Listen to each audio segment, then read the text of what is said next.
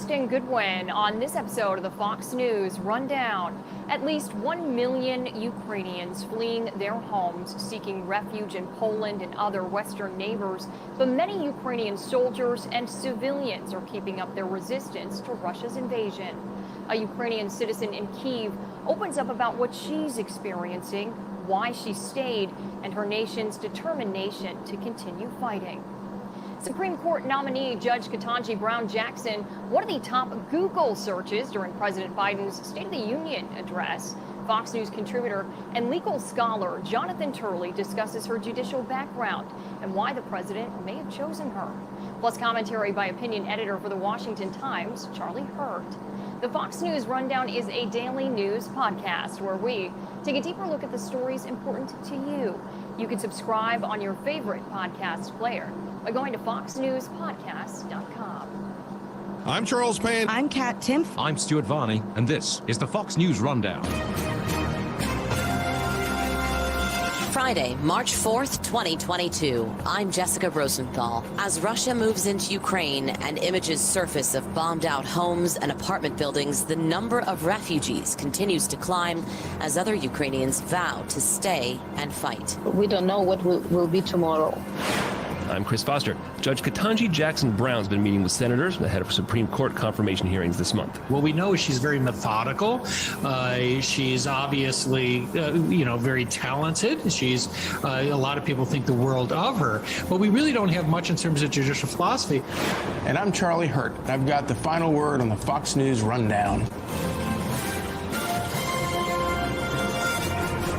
Images of bombed-out condo complexes and apartment buildings are filling social media as the mayor of an area called Kherson said Russia has taken over successfully. It's just north of Crimea, which Russia took over in 2014. It's like a hell.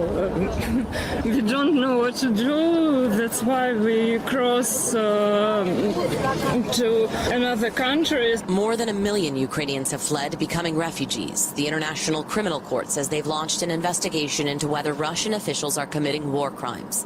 This week, Secretary of State Antony Blinken announced additional sanctions on Russia's defense sector, saying they are focused on all of Russia's actions. We're taking account of it, we're documenting it, and we want to ensure, among other things, that there's accountability for it. Thursday, the Treasury Department announced new sanctions on dozens of Russian oligarchs. President Biden said ahead of a cabinet meeting Thursday that included one of Russia's wealthiest billionaires, and I'm banning travel to America by more than 50 Russian oligarchs, their families, and their close associates. Earlier this week, Ukraine's President Volodymyr Zelensky said this. Our army is doing everything to fully break the enemy. Nearly 9,000 Russians have been killed in 1 week. Ukraine doesn't want to be covered by the dead bodies of soldiers. Go home. Fox's own Trey Yingst in Kyiv was invited to meet with Zelensky this week with other foreign members of the press. He said that while they want additional support, they are thankful for the support they've received to date.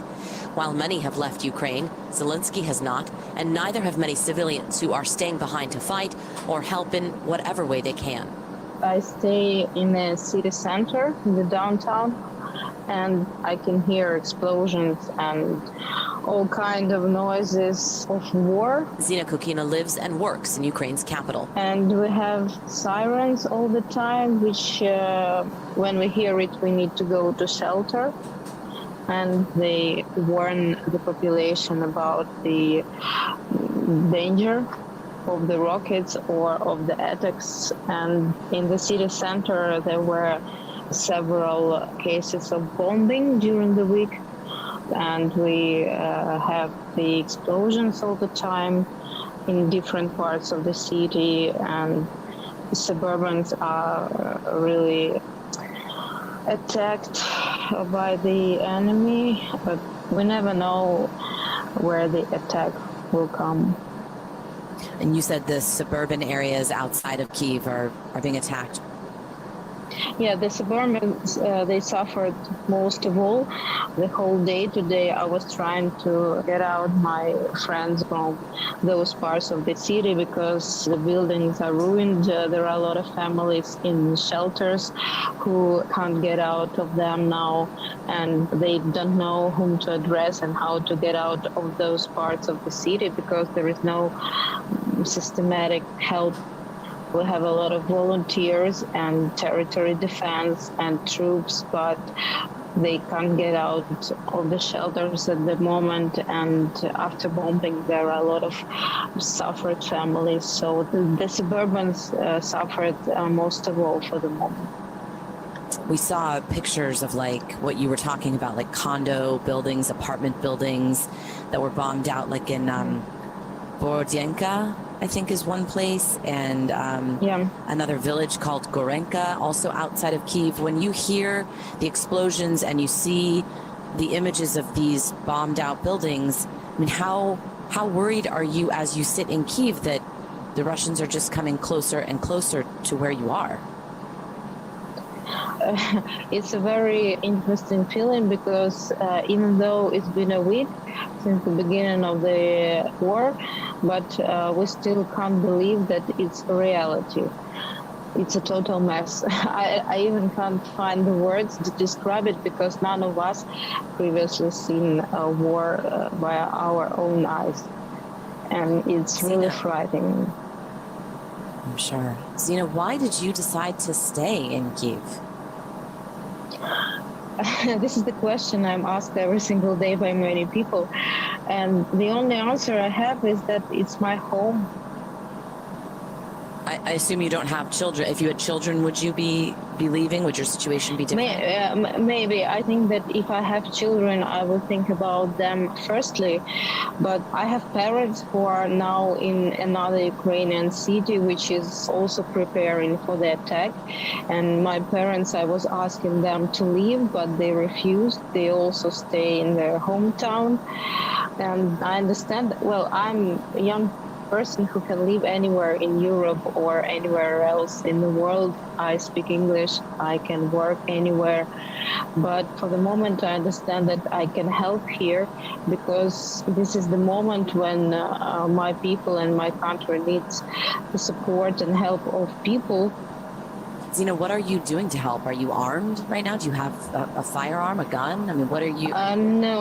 No, I don't have an arm. I can tell, for example, for today, since morning, I was contacting with foreign friends and organizations that wants to help Ukraine with humanitarian aid. Then I was arranging the food for our territory defense. And all the things which are done for those who need help, you know, for those who suffered in the suburbans, who need logistics to get out of those places, for those who need to get in some way to the border. So, you know, our people now are very active in helping the state and helping each other in every single problem which appears. Zina, if people did want to leave Kyiv, could they? Is it surrounded by Russian troops? Like, could people drive out or walk out of the city and move west still? As of today, there is only one direction which is free, and people can leave. But, well, today I got a message from my friend who was driving from Kyiv in northern direction. They left by car and they were shot by the tank. And they were shot at by a tank? Yeah, they were shot out, and there were two families, one of which is dead. And the second one is injured, and it's not safe, actually. There is no green corridor for those who leave. And if you leave, it's your responsibility and your risk to take the road and live in your own way. You know one family that was injured and one family that was killed? Yeah, it's the friend of my friends, but today my friend sent me the message about the story that they were trying to leave Kyiv and they got in this trouble. Oh my God.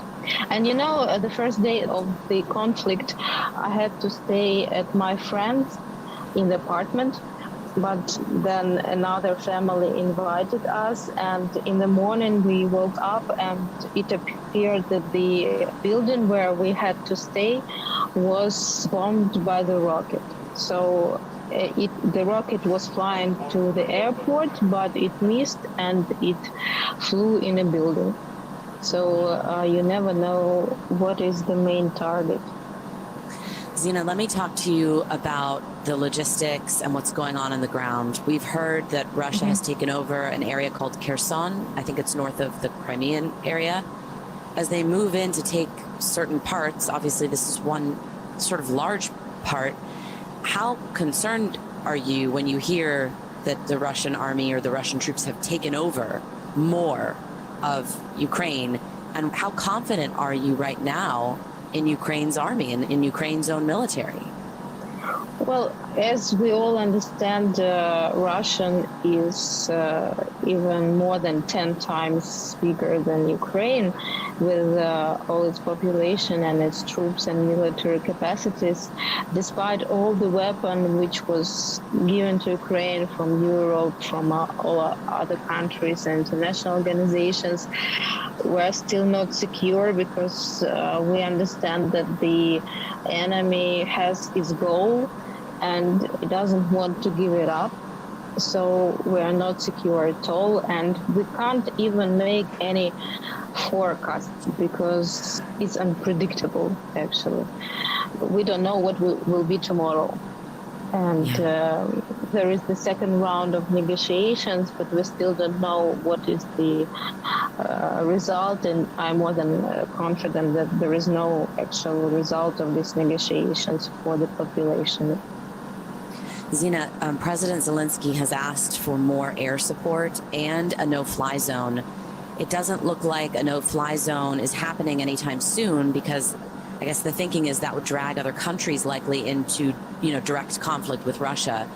But do you think it will get to that point that Western countries will end up being more engaged in this conflict? Like, what is your sense of the future and other countries participating? I don't think that the countries will engage 100% because it will mean that it's like a world war if everyone will take part in this conflict. So I think it's a big step for the Western world to be engaged in this conflict in full. It would mean that they take part in the war. Now we have a great support, which it seems to me that it's unprecedented support from the Western world. But anyway, it's not it's still the conflict between Ukraine and Russia. Zina, one more question for you. You referenced it. There was another round of talks in Belarus. It sounds like nothing really concrete has come out of it. But again, Russia said Ukraine has to declare it will not join NATO. Do you want President Zelensky to just do that, to just say, okay, we won't join NATO? Or do you want Ukraine to keep fighting? If you ask me on the first day of the confrontation, I would definitely tell you I will beg for all this mess to stop, because it's very frightening when you hear all this bombing outside your street. But now I understand that we don't have any other way than to keep fighting. Because if we accept the Russian conditions, it would mean that we would become the part of this country with this government and with its rules. And I don't think that our president and our government is ready after all those, I think, small wins that they already attained, that they are ready to become the part of Russia. Zina, thank you so much for your time. We are thinking of everybody there, and we just want you to stay safe. Thank you very much. I hope this will end soon, and every one of us will come back to our normal life and to our plans that we had before this nightmare.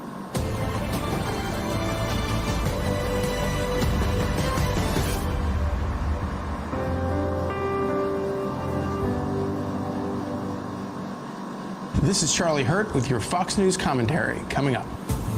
Confirmation hearings for President Biden's Supreme Court nominee Ketanji Jackson Brown are scheduled to start March 21st, 2 weeks from this coming Monday. She would fill the seat opening with Judge Stephen Breyer's retirement this summer. The members of the Senate will decide if I fill your seat, but please know that I could never fill your shoes. President Biden says Judge Jackson deserves to be considered promptly and fairly. She cares about making sure that our democracy works for the American people. She listens. She looks people in the eye, lawyers, defendants, victims, and families. And she strives to ensure that everyone understands why she made a decision. In addition to being the first black woman Supreme Court justice, Ketanji Jackson would be the first Floridian on the court. She grew up in Miami, went to Harvard and Harvard Law, and clerked for Justice Breyer. She worked to change federal sentencing guidelines during the Obama administration, was appointed to the U.S. District Court for the District of Columbia 9 years ago by President Obama, and was appointed last year by President Biden to the U.S. Court of Appeals for the D.C. Circuit, considered the second most powerful court in the country. So she has experience, but not a thick record of opinions relevant to the new job. The record is long, but rather thin. The judge has been on the court for a number of years, but this is not a nomination coming from an appellate court. Jonathan Turley's a Fox News contributor, a law professor at George Washington University, an attorney and legal scholar. And so the vast majority of these opinions are the type of opinions you see from trial judges. They resolve rather insular issues of evidence or outcomes at trial. They're not the type of decisions that you can glean a lot about her judicial philosophy. There are a couple of those, and they go into more depth, and she has a single appellate decision. But we're still a little bit unclear as to what her judicial philosophy is. The White House and many liberal groups appear quite confident. President Biden said that he wanted someone who would take an expansive view of unenumerated rights, and these groups have argued for someone who believes in a sort of living constitutional approach, a very broad interpretation of the Constitution. They seem confident that she fits that model. The problem is that when the judge came up for her appellate nomination, she was asked whether she adhered to a living constitution approach. She refused to answer that question and said that it would be inappropriate for her to do so because she's not allowed to have a different methodology than the Supreme Court. That left all of us rather perplexed because judges have answered that question, but more importantly, you're required to follow precedent. No one says you can't have your own judicial philosophy. And then the final reason is that when she came up as a district court judge, she had no trouble in saying no to that question. So she previously did answer that question. That's going to come up in the confirmation hearing. Yeah, it sure will. It used to be they'd take, a couple months to sit down with her, to do some vetting, to just get their ducks in a row. Now, the Senate, with the Democrats have a, razor-thin majority, they want to get this done as soon as possible. Yeah, this is a NASCAR pace of a nomination. And, the interesting thing is that the Democrats seem quite adamant that Judge Jackson should not get the confirmation hearing they gave to Judge Barrett. Judge Barrett's confirmation hearing was really outrageous. I mean, the Democrats openly insulted her. They surrounded her with pictures of people that were going to be victimized if she was confirmed, because they said that she was being put on the court for the purpose of striking down the Affordable Care Act. And at the time, I said vociferously that is completely and absolutely untrue, that the case in front of the Supreme Court had very little chance of overturning the ACA. And moreover, I thought that she was more likely to vote to keep the ACA, at least in that case. That's exactly what she did. And she was also a victim of the politics of the time and the timing of the time with not much time left to get her through. So the Democrats obviously wanted to play that up. Well, but also the Democrats really crossed the Rubicon with Judge Barrett. I wrote a couple opinions that the Democrats went further than certainly any modern confirmation I could think of. They demanded that she say how she would vote on issues like Roe v. Wade, they stated that they would vote against her solely because of her judicial philosophy. And I wrote at the time that they've created a type of Barrett rule that, it is now appropriate to demand answers according to that process of how a justice was likely to vote on issues like Roe. And it was also stated by many of the Democratic senators that judicial philosophy alone, even if you are extremely well qualified, as was Barrett, would make you ineligible for confirmation.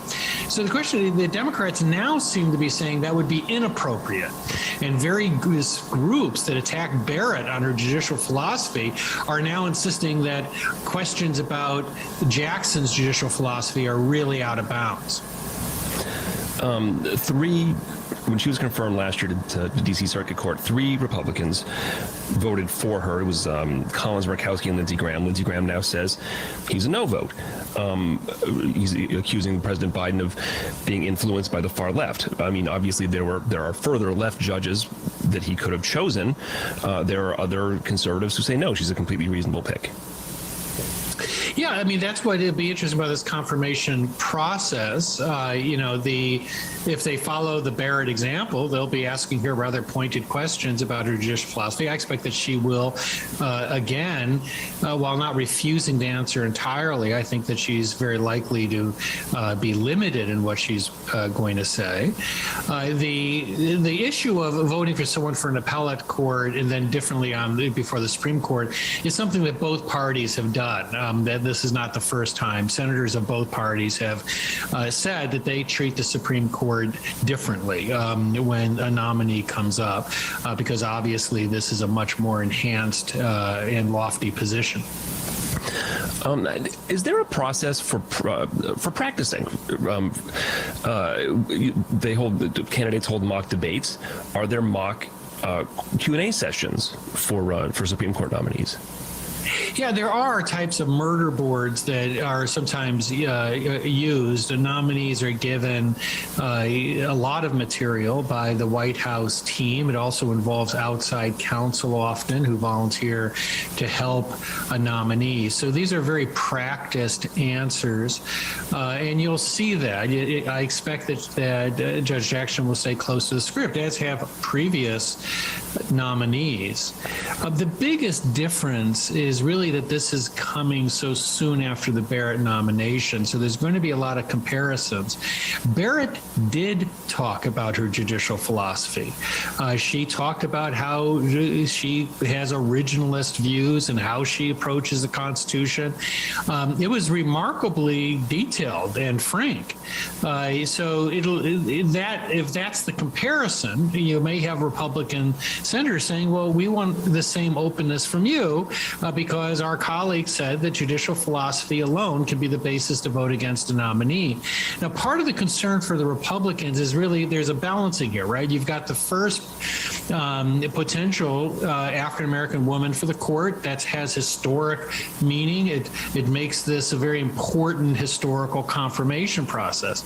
On the other hand, you don't want to be one of 2 or 3 Republicans voting for a justice if she does prove to be to the far left. And, particularly in this environment, that could also come back to haunt you. So it's a difficult position for these senators to be in. Yeah, it certainly is a little more fraught. No matter what happens, any tough questioning, somebody is going to call somebody a racist. Yeah, that's right. I mean, it's already started, which is really bizarre. I wrote a piece that said, I thought rather uncontroversially, saying that, we have a thin record of actual opinions when it comes to her judicial philosophy. That seems abundantly obvious. She's been a trial judge. She has to follow the precedent of the D.C. Circuit and the precedent of the Supreme Court. So it's not surprising that we don't have a lot of opinions to look at. I don't know anyone who's really said that we have a very good idea of her philosophy. What we know is she's very methodical. She's obviously, very talented. She's a lot of people think the world of her, but we really don't have much in terms of judicial philosophy. But that column sort of triggered the tsunami from the left, saying you would never ask this of a male or white nominee, which is really hilarious, because if you go back, I've covered almost 30 years of Supreme Court nominees, and every single one of them I had this column, and many of them I said we just don't have much of a record. Yeah. And I think it's also, you have a nominee who declined to talk about her judicial philosophy. So it's all rather bizarre, but you're going to see that sort of hair-triggered response that you referred to. Yeah. She would be the second youngest current justice behind Barrett. Barrett's 50. Judge Jackson is 51. Any possible dynamic shifts there, or is it really just impossible? Is that an impossible question to answer? Well, the nominees are getting younger and younger. Presidents are trying to guarantee their legacy by simple weight of numbers. It's an unfortunate trend, quite frankly. That should not be the overriding consideration, but it is hugely important. Now, in favor of Judge Jackson, I will note that she has many things in her background that I really like. I mean, yes, she is young, but she has a lot of years of experience on the court. I like the fact that she was a trial judge. That really is an experience that is fairly rare on the court. I also really like that she was a public defender. That is exceptionally rare. But then finally, I like the fact that she's walked the walk. She has litigation experience. It's often the case that, when you hear some of the justices talk, it's pretty clear they haven't done a lot of litigation. And a lot of litigators often complain about that. Trial judges complain that the Supreme Court seems often out of touch with the realities of trials. So that's going to be a nice addition to the court. Jonathan Turley, I hope you can keep some time open for us when this thing really gets moving. Fox News contributor, professor at George Washington University, legal scholar. Jonathan Turley, thanks again. It's my great pleasure. Thank you.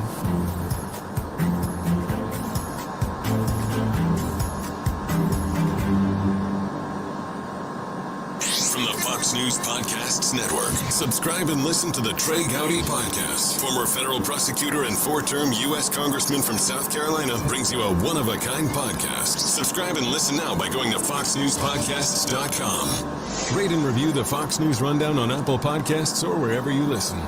It's time for your Fox News commentary. Charlie Hurt. What's on your mind?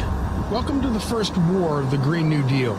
This is what happens when rabid environmental zealots leading our government neuter American energy and independence and hand global power over to rapacious tyrants hell-bent on taking over the world. Since President Biden's first day in office, he has made it his chief goal to weaken the United States to the point that we are now dependent upon Russia for oil, the very lifeblood on which the world still runs. The punishing gas prices you see at the pump today are not an unfortunate consequence, but the very intentional purpose of Mr. Biden's policies. If you rely on the only viable form of transportation in America today, then you deserve to be punished. For true environmental zealots, the Obama administration was a failure. When he came into office in 2008, gas prices were touching $4 a gallon. By the time he left office 8 years later, they were down near $2 a gallon, primarily because of the boom in natural gas technologies. When Mr. Biden got back into the White House, he and the zealots around him were determined not to repeat Mr. Obama's mistakes. They went full jihad on American energy independence. Surprising almost no one, Mr. Biden's dangerous anti-American energy policies led directly to Vladimir Putin's invasion of Ukraine. Mr. Biden's policies not only weakened America, but they also enriched Mr. Putin. And since we are now reliant upon Mr. Putin's oil for daily survival, the U.S. is actually bankrolling the invasion of Ukraine, all in the name of rabid Green New Deal environmentalism. The only person who admitted to being surprised by this tragic turn of events was Mr. Biden's environmental mullah John Kerry, who also happens to be the only person in Washington dumber than Mr. Biden. As Ukrainians were being slaughtered by Russian troops, Mr. Kerry was alarmed over the invasion for other reasons. It could have a profound negative impact on the climate, obviously, he groaned through a face deadened by too much Botox. You have a war, and obviously you're going to have massive emissions consequences to the war. Just when you thought these people could not get any dumber, the Biden administration dispatched its spokeswoman Jen Psaki to explain things. Oil is the problem, she explained on Sunday, as hundreds of thousands of Ukrainian women and children fled their country of the war she helped enable. We need to look at other ways of having energy in our country, she explained. In other words, more windmills, fairy dust, and unicorn farts. This may be the world's first Green New Deal war, but as long as people like Jen Psaki, John Kerry, and Joe Biden are allowed anywhere near our government, it will not be the last. I'm Charlie Hurt. Thanks for listening. You've been listening to the Fox News Rundown. Stay up to date by subscribing to this podcast at foxnewspodcasts.com. And for up-to-the-minute news, go to foxnews.com. New from the Fox News Podcasts Network. My name is Kennedy, and welcome to my podcast, which will, I humbly say, single-handedly save the world. You're welcome. It's Kennedy Saves the World. Subscribe and listen now by going to foxnewspodcasts.com. Love Fox News? Click the subscribe button to get more of the news and opinion you trust. And click the Fox News Rundown playlist for the latest episodes.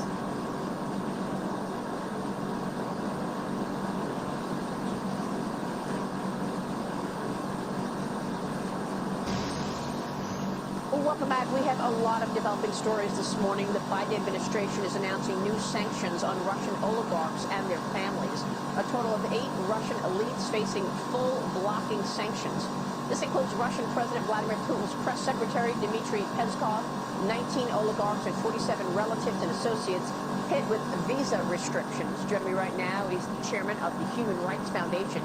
He is the author of Winter is Coming, Gary Kasparov. And Gary, you wrote Winter is Coming a long time ago, and it certainly feels like it has arrived 2 weeks ago. Your assessment of what has taken place so far in Ukraine? Yes, winter is here now, and it's a result of lack of actions to stop Vladimir Putin, who started this war ages ago. It's not just now when his troops are trying to destroy Ukraine. But if you can go all the way back to 2007, when he made his speech at the Munich Security Conference in Europe, talking about the future with spheres of influence, hell with international treaties, it's time for the big guys, big countries to dictate to small countries how to run their affairs. Unfortunately, it was missed. And after his invasion of the Republic of Georgia in 2008, Obama administration gave him this disastrous reset policy. And it gave Putin time to consolidate. And then in 2014, he began his plan of dismembering and destroying Ukraine, which was always the country standing on his way to restore Russian domination in the former Soviet Union or even beyond that. And then after feckless Obama, we got the reckless Trump, who had personal admiration for strong men like Putin and dislike for international institutions like NATO and the EU. And that made him perfect partner for Putin, willing or not. And now, with Biden administration, well, I have to admit, we all expected Biden to restore American leadership. Putin also felt that he could go further because, despite aggressive rhetoric, the actions of this administration were way less than was needed to send Putin a message and prevent a new war. Well, Gary, it's been all economic sanctions that this administration is putting forth. No change at all in the fact that we import Russian oil, and Vladimir Putin uses it as a weapon. Putin has signaled that he's determined to continue this war. He said yesterday that the invasion of Ukraine was, quote, going according to plan, and that Russia is achieving its goals. What specifically do you want to see to stop Putin and take us behind Vladimir Putin? What do you think his next move will be? First of all, it's not going according to the plan. The plan was very simple: take Kyiv in 2 or 3 days, install a Russian puppet government, and then negotiate with the West from a position of strength. That was Putin's plan. It failed due to heroic resistance of Ukrainian forces that proved that Russian military is another Potemkin village. But after failing to take Kiev and the second biggest city in Ukraine, Kharkiv, Putin decided to destroy Ukraine. And now we are all facing war crimes on an industrial scale. And the most powerful military alliance in history, NATO, is standing by. And you're right. Yes, it's while the sanctions have been announced, so there's still many loopholes. And of course, energy is one of the key elements. And we did, I'm saying we, the Renew Democracy Initiative, we did a website, fightforukraine.org, to track the sanctions and to see who is actually doing war or what. And I have to say that despite this aggressive rhetoric, Biden administration is lagging behind Europe. And it's very important not to send just a message to Putin and to warn him. It's too late. These sanctions could have stopped him 6 months ago, and of course 8 years ago when he annexed Crimea. But right now, Ukraine needs more. We need interference to make interference to secure a no-fly zone, because otherwise Putin will go beyond that. It's the only talk about escalation is just useless, because Putin will escalate. He is enjoying now watching that the disaster in Ukraine, its humanitarian catastrophe, millions of refugees, thousands and thousands of innocent civilians being killed, and nobody can stop him. That's for him a demonstration of his strength. By the way, Maria, please, don't call Putin Russian president. I think it's an insult to Russian people, and it's also insult to the title. He's a brutal dictator, and he should be called so. Yeah, it's a great point to make. I want to get your take on China and what this means for Xi Jinping in a minute. But first, take us more into the mind of Putin. You yourself went up against Vladimir Putin. I remember you for years have been calling out the evil, calling out his behavior. He even, his thugs put you in jail a couple of years ago. So what do you think his sentiment will be? He's a pariah already, right? But is he irredeemable for the rest of the world? What happens now? And do you think he's mentally challenged? I mean, what is he thinking, creating this global disaster potential? I think he's irredeemable, and I think we should forget, about Putin in long term, because he believes that he's above the law. It's not by accident that his favorite characters from history are Joseph Stalin and Ivan the Terrible, and he wants to prove to the world that violence can be used by a brutal dictator with nuclear weapon anywhere and at any time he wants. And that's why what we need now is to make sure that people around him, the Russian generals, Putin's cronies and henchmen, will recognize that the world is serious, because this is existential threat. He will not stop in Ukraine. If he's not stopped in Ukraine, he'll go further, because dictators never stop until they're being stopped. And you did mention China. It's for those who think, maybe we can, give Putin Ukraine and nothing happens. Despite the fact that, it's not the case, and he will move to the Baltics and will force NATO to get in, China is also watching very, very closely.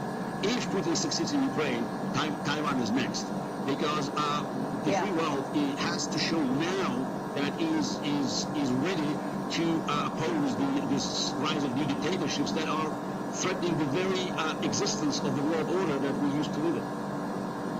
Yeah, they want a new world order. China, Xi Jinping, and Vladimir Putin in Russia. So, Gary, do you believe that the Baltic states right now are vulnerable? Will he move to the Baltics once he takes down Kyiv, which is his near-term goal? Absolutely. So he will move to the Baltics or the Poles because he wants escalation. That's a normal, quote-unquote, of course, development of any dictatorship. Putin's domestic policy failed, but he needs this foreign aggression to demonstrate his invincibility.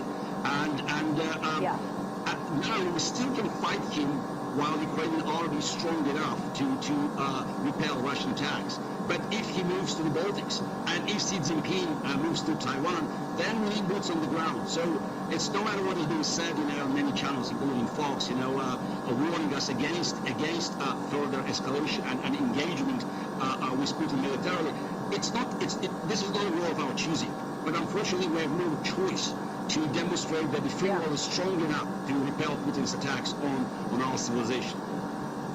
And real quick, Gary, on Taiwan, do you expect an invasion from China? What is your take about this relationship between Xi Jinping, Vladimir Putin, and don't forget, Iran has been brought into the fold as well. They were doing military exercises, the three of them, and the U.S. is trying to get the U.S., this administration trying to get the U.S. back into an Iran nuclear deal.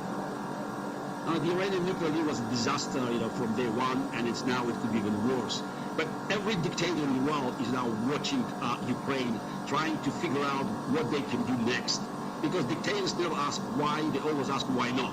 And of course, Xi Jinping's policy towards Taiwan will depend on the outcome of the war in Ukraine. Those are not, relations that are being presented all very often as partnership. Putin is a definitely junior partner in this coalition, and he's doing a lot of bidding for Xi Jinping. By the way, Xi Jinping never recognized Putin's territorial gains in Ukraine, while Putin already recognized Taiwan as a part of China. So the Chinese attack on Taiwan in the future depends very much on Putin's success or failure in Ukraine. That's why the battle in Ukraine, it's a battle for the future of our world. It's a front line of freedom now. Oh, wow. All really important points and analysis. Gary, great to talk with you this morning. Thank you. Please don't be a stranger. Come back soon. Gary Kasparov joining us this morning. Thank you, Gary.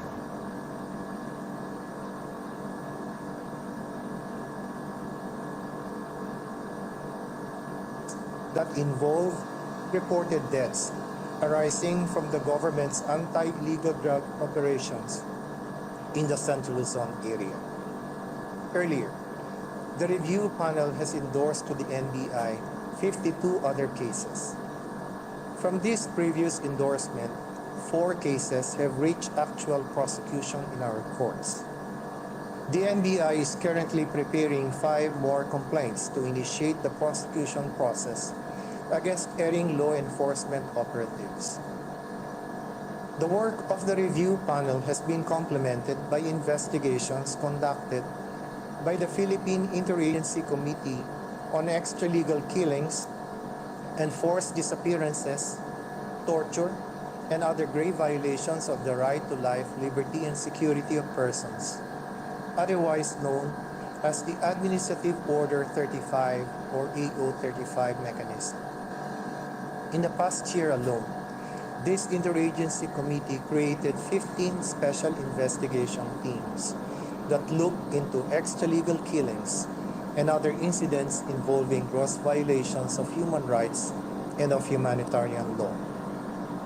The committee has recently completed its investigation and will shortly initiate the process to prosecute a number of law enforcement officers involved in the service of judicial warrants, which resulted in the death of known activists in southern Luzon. The progress we have thus far achieved rests on the collective effort of the Philippine National Police, the DOJ, and other relevant institutions committed to instill respect for human rights and exact accountability for those who violate them. This effort stands to benefit even more from our government's joint program with the UN, the AO 35 mechanism.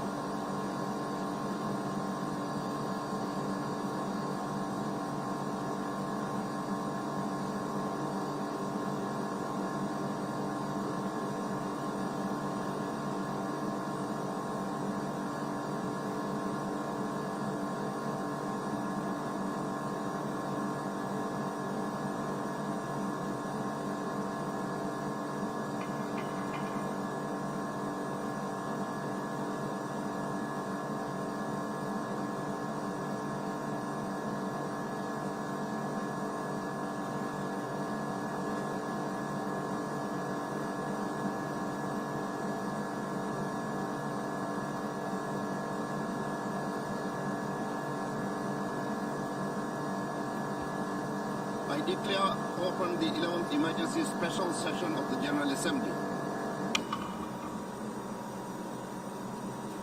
A note by the Secretary General on the convening of the Emergency Special Session has been circulated in document A/ES-11/1. Before proceeding further, I would like to remind members of the following mitigation measures that are in place for this meeting. All delegates are required to wear a mask or a face covering at all times whilst in public space and in the General Assembly Hall except when directly addressing the meeting. And the size of a delegation for member states, observer states and the European Union should not exceed 4 persons, and for other observers 1 person in this hall. Due to the temporary closure of the east side emergency doors, in the event of a fire or an emergency which requires an evacuation, please use the west side emergency doors and the stairway next to the elevator banks. Those in the third and the fourth balconies, please use the stairway next to the elevator banks.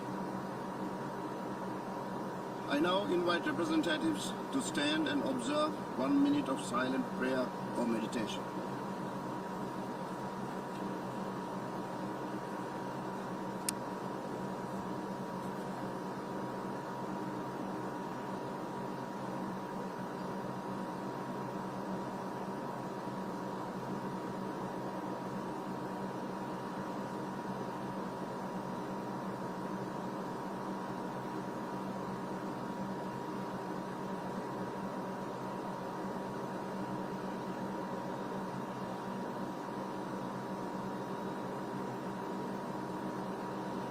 Thank you.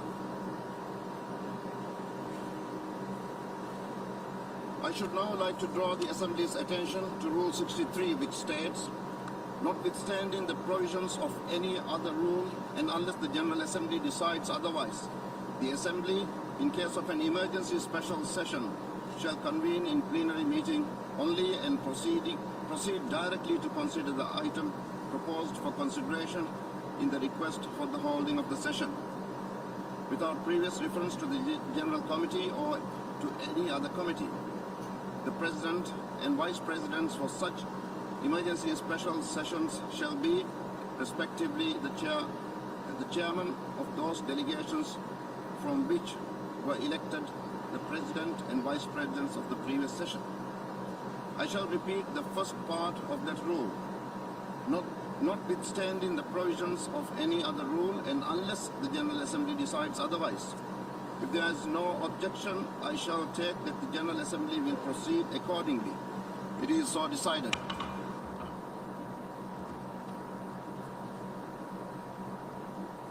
Next, I should like, in keeping with established practice, to invite the attention of the General Assembly to document A/ES-11/3 containing Article 19 of the Charter.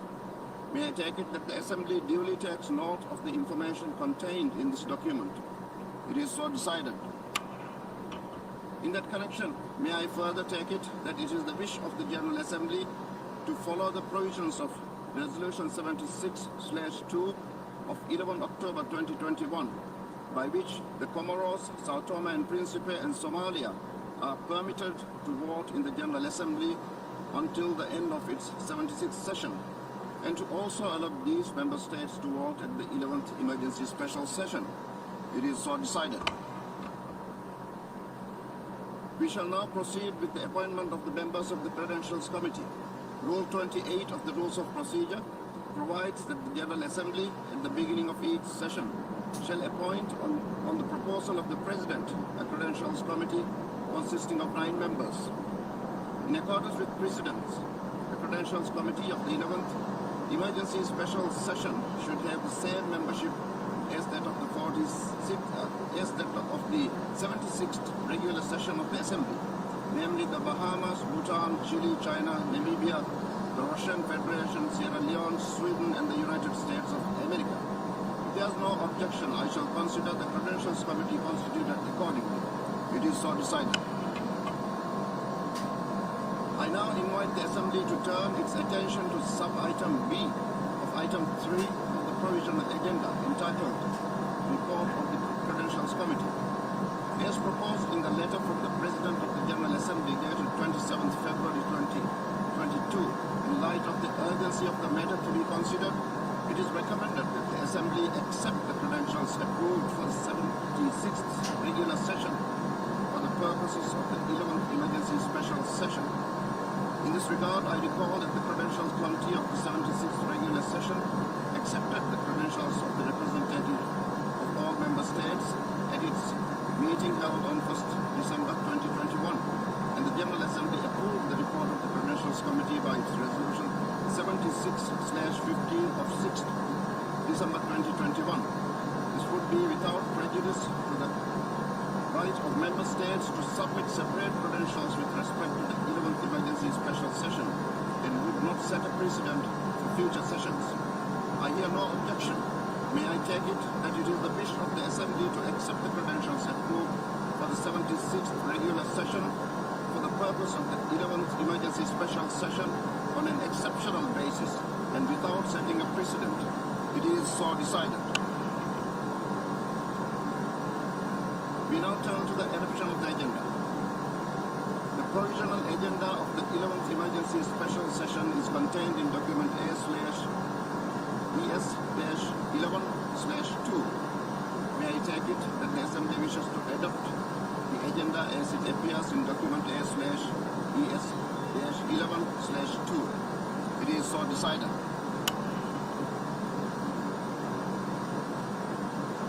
The Assembly will now consider agenda item 5 entitled Letter dated 28 February 2014 from the Permanent Representative of Ukraine to the United Nations addressed to the President of the Security Council, document S/2014/136. I will now deliver my remarks from the roster.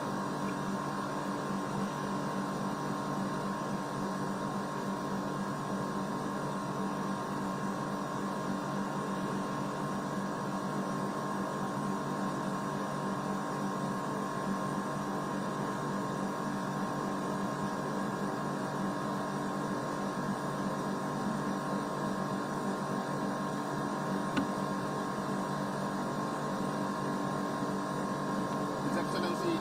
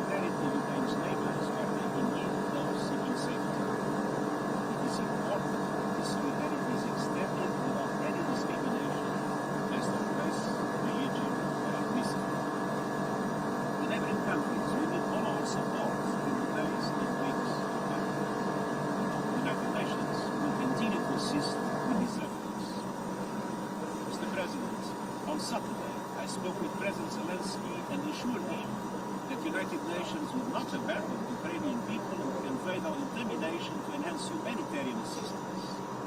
Even before the events of the past week, the UN was providing some 3 million people on both sides of the contact line with humanitarian assistance.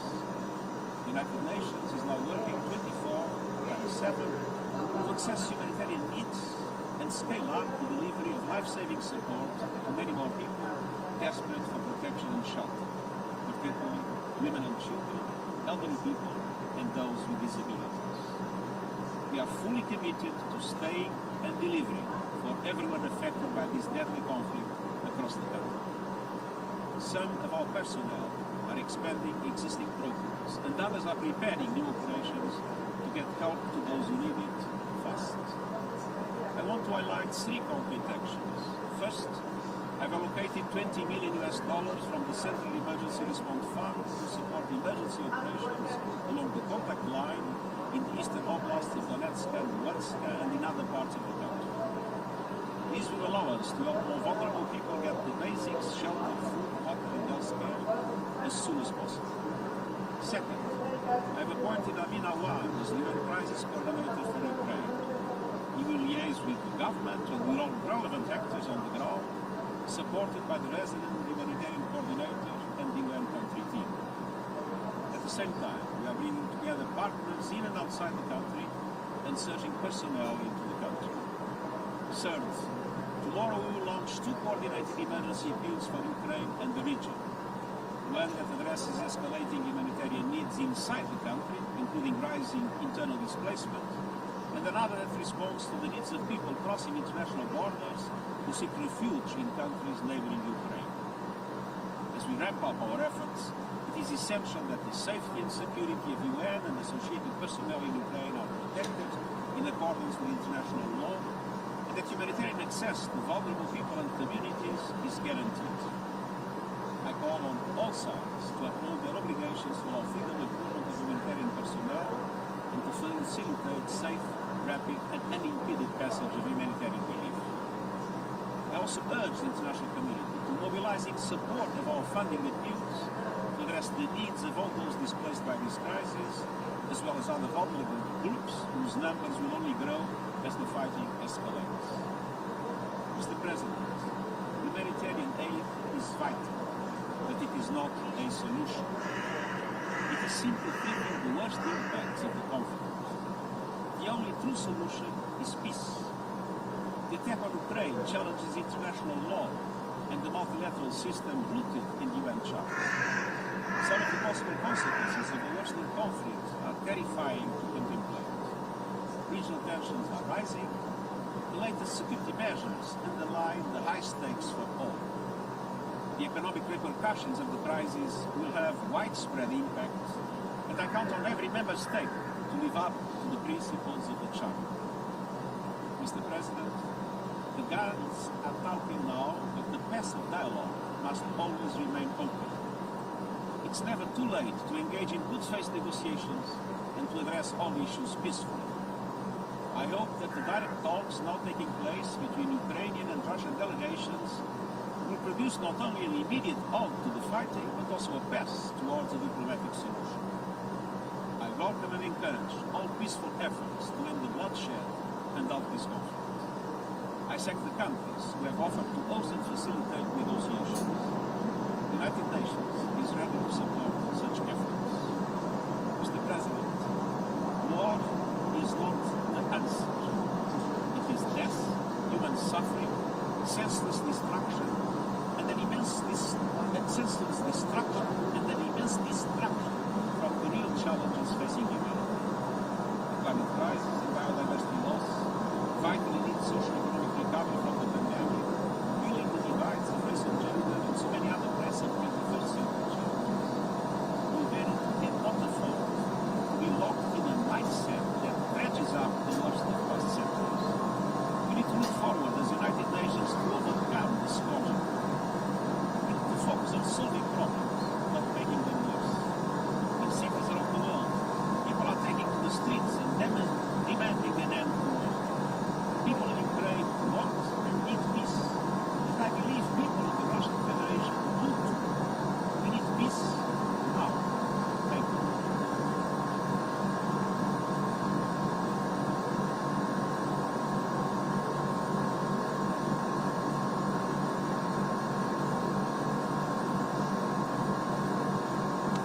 the Secretary General for his statement.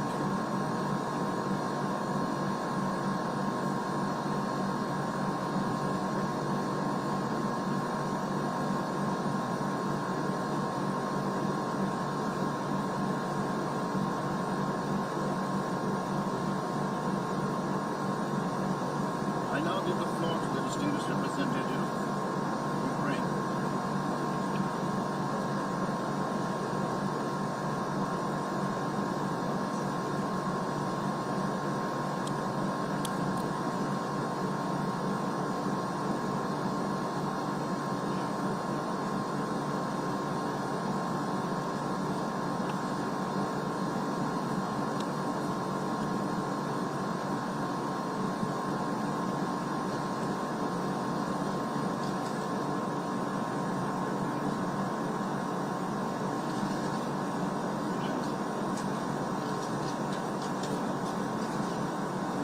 For the first time since the United Nations,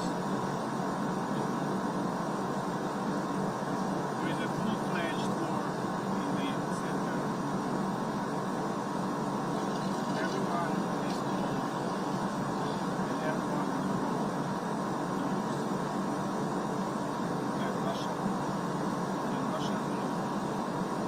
started this invasion now facilitated by Belarus.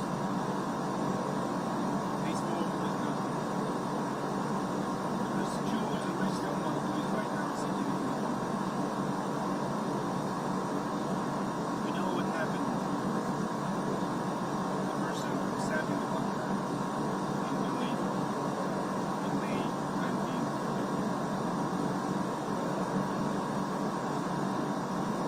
Before I continue with my statement, I would like to switch Russian and I look from the headquarters. Because I would like to read from the screen a shot of the smartphone killed Russian soldier. That's an actual screenshot.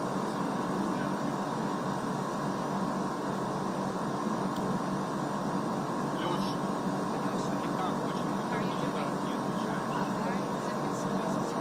Вы точно научили? Are you really in training exercises? Спрашивает мать. Asks the mother. Момент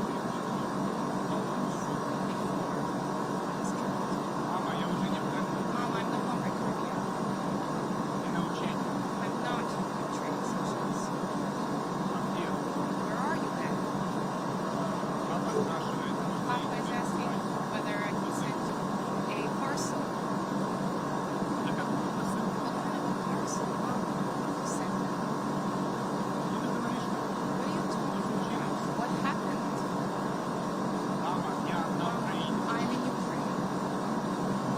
Настоящая война. There is a real war raging Мне here. страшно. I'm afraid.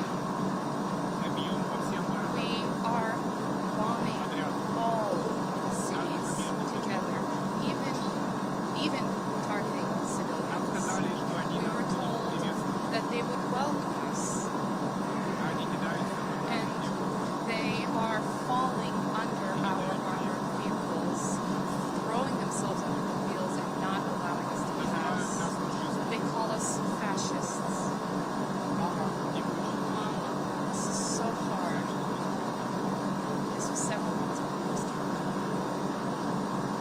Imagine, if you want to just visualize the magnitude of the tragedy.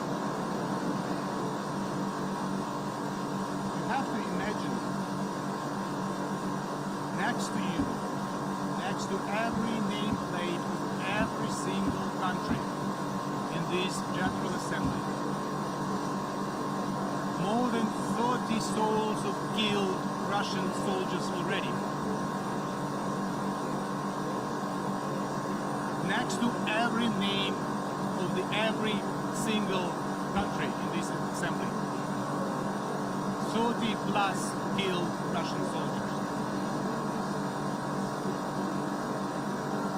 hundreds of killed Ukrainians, dozens of killed children. And it goes on and on and on.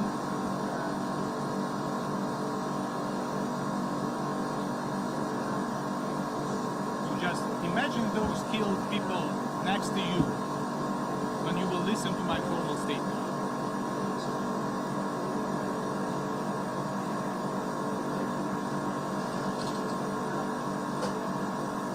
Big militarized powers seeking for geopolitical greatness has launched a full-fledged military offensive against a smaller neighbor aimed at invading the country.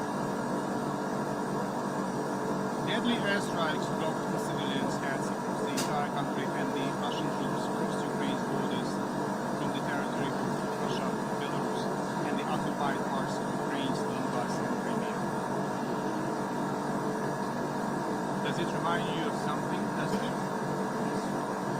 Indeed.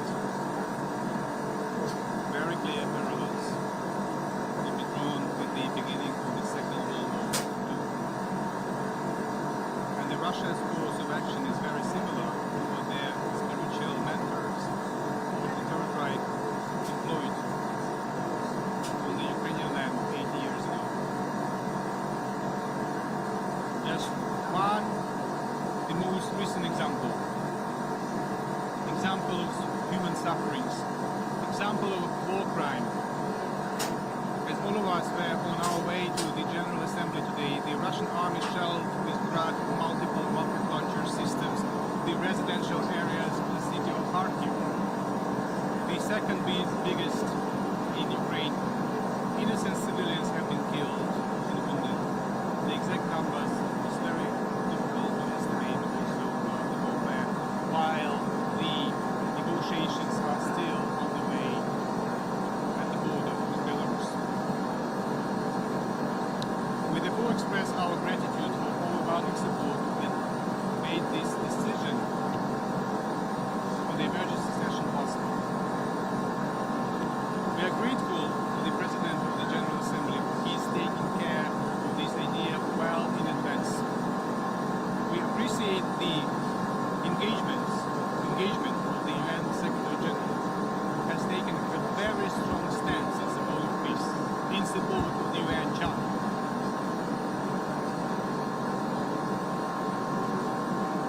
We have been prompted to call for an emergency special session as the level of the threat to the global security has been equated to that of the Second World War, or even higher, following Putin's order to put another Russian nuclear forces. What a madness! If he wants to kill himself, he doesn't need to use nuclear arsenal. He has to do what the guy in Berlin did in a bunker in May 1945. The Security Council addressed the issue of the Russian war against Ukraine, and the decision was not adopted due to the obvious reason.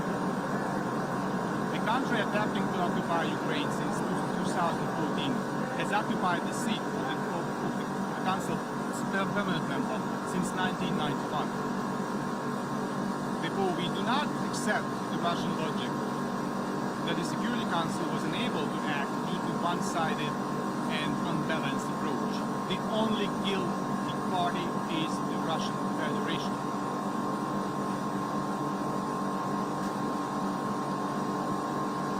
Distinguished delegates, Russia uses all its military potential to attack Ukraine and has begun redeploying reserve units on the border with Ukraine. It fires cruise and ballistic missiles at cities, attacks with aviation, tanks and artillery, sends subversion and reconnaissance groups which mark residential buildings in preparation for the air attacks. Russia's missiles are now aimed at destroying the infrastructure objects. They targeted the radioactive waste disposal site near Kiev, the fuel base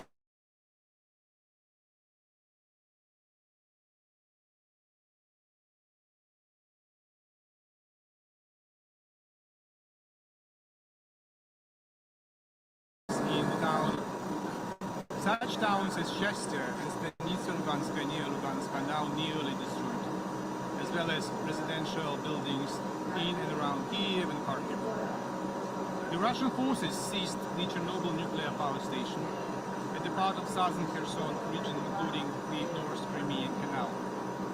Due to the active moving of Russian heavy militaries through the Chernobyl exclusion zone, the radiation level has increased rapidly.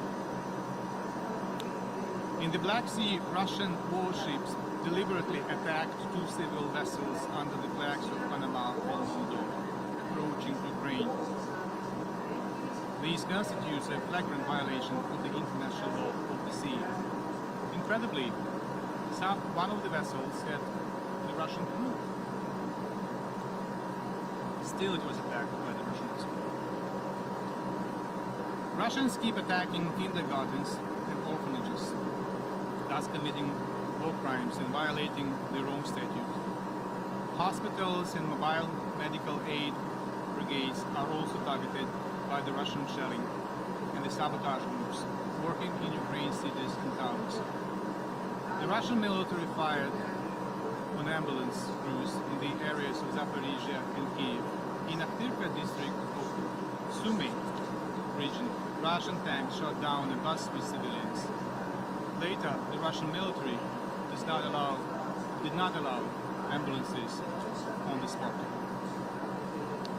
As of today, 352 people, including 16 children, were killed on the Ukrainian side, and 2,040 Ukrainians, including 45 children, wounded during the first 5 days of the Russian invasion. And this number is growing non-stop. I have already told about the morning shellings in Kharkiv, and we cannot really estimate at this moment how many were killed. In response, Ukraine has activated its right for self-defense according to the Article 51 of the UN Charter. The Russian troops are suffering losses: aircrafts, helicopters, tanks, trucks, personnel. The aggressor forces have already lost more than 5,000 in manpower during the first days of aggression. Excellencies, the General Assembly should be vocal in demanding from the Russian Federation to stop its offensive against Ukraine.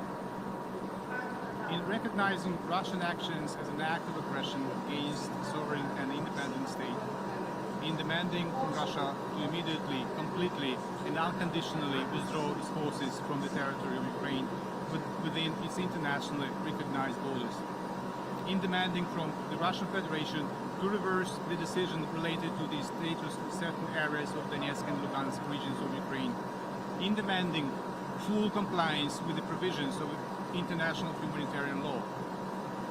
The General Assembly should also be clear with regard to the treacherous role of Belarus and its involvement in aggression of the Russian Federation against Ukraine.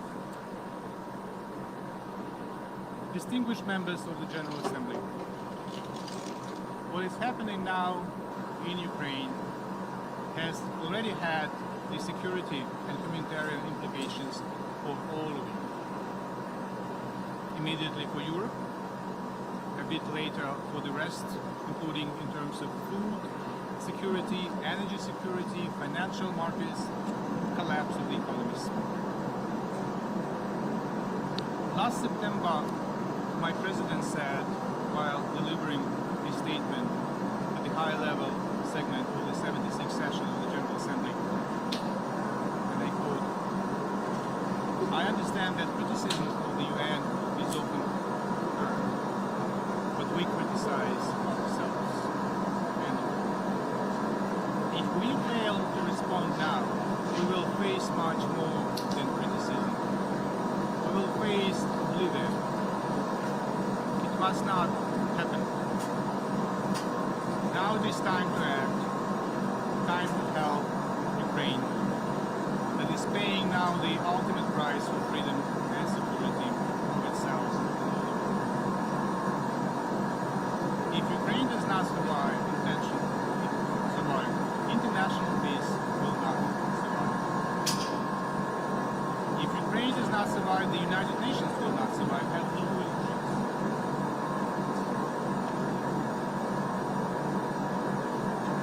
Ukraine does not survive, we cannot be surprised if democracy fails next.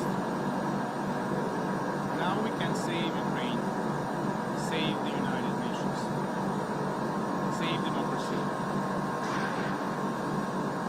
and defend the values that we live in, and that Ukrainians are fighting for and paying their lives. The Russian delegate will speak shortly. Putin has done everything to legitimize the Russian presence in the United Nations. But I wonder if the Russian presence in the United Nations has ever been legitimized. I wonder if ever this assembly voted in accordance with paragraph 2 of Article 4 on admission of the Russian Federation to the United Nations,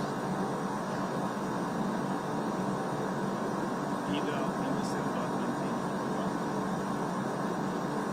or in January 1991, or wherever. I want to ask the delegates whose countries voted for admission of the Russian delegation to the United Nations to raise their hand and confirm that Russia was admitted to the United Nations according to the Charter. Please, gentlemen, ladies and gentlemen, please raise your hand if your country voted in the formal session of the General Assembly in reply to the letter by President Yeltsin dated December 24, 1991, when he told the United Nations that Russia would like to be the continuator state of the demised Soviet Union. Anyone? Shall I put my glasses? My vision fails me, and I don't see any hand raised. Any country? Anyone voted for Russian membership? I leave you with that, and think about it when you listen to the Russian delegate.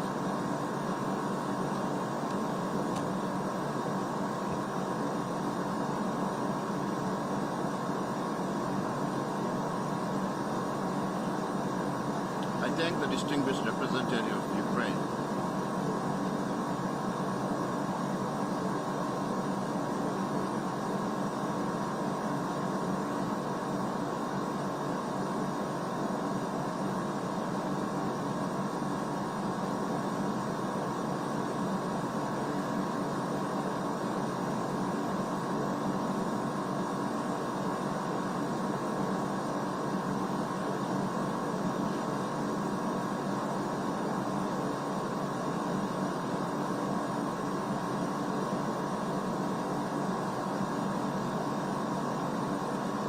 I now give the floor to the distinguished representative of the Russian Federation.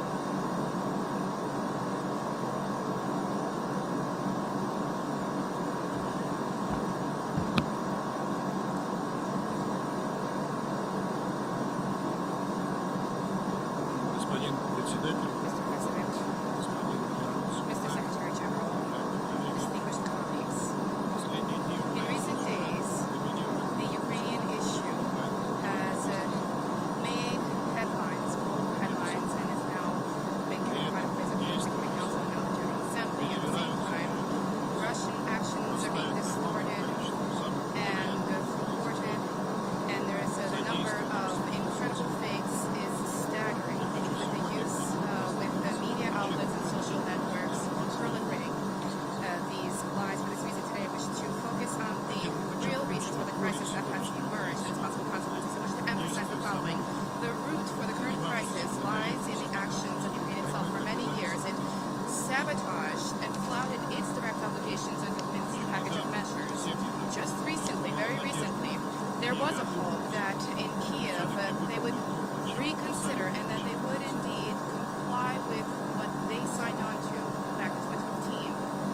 For that, first and foremost, what was necessary was direct dialogue, as set out in the document between Donetsk and Lugansk. However, the latest confirmation from the senior leadership of the country was that Ukraine was unwilling to engage in this dialogue, and they took unwilling to take steps to grant special status to Donbass, and as set out in the Minsk agreements. And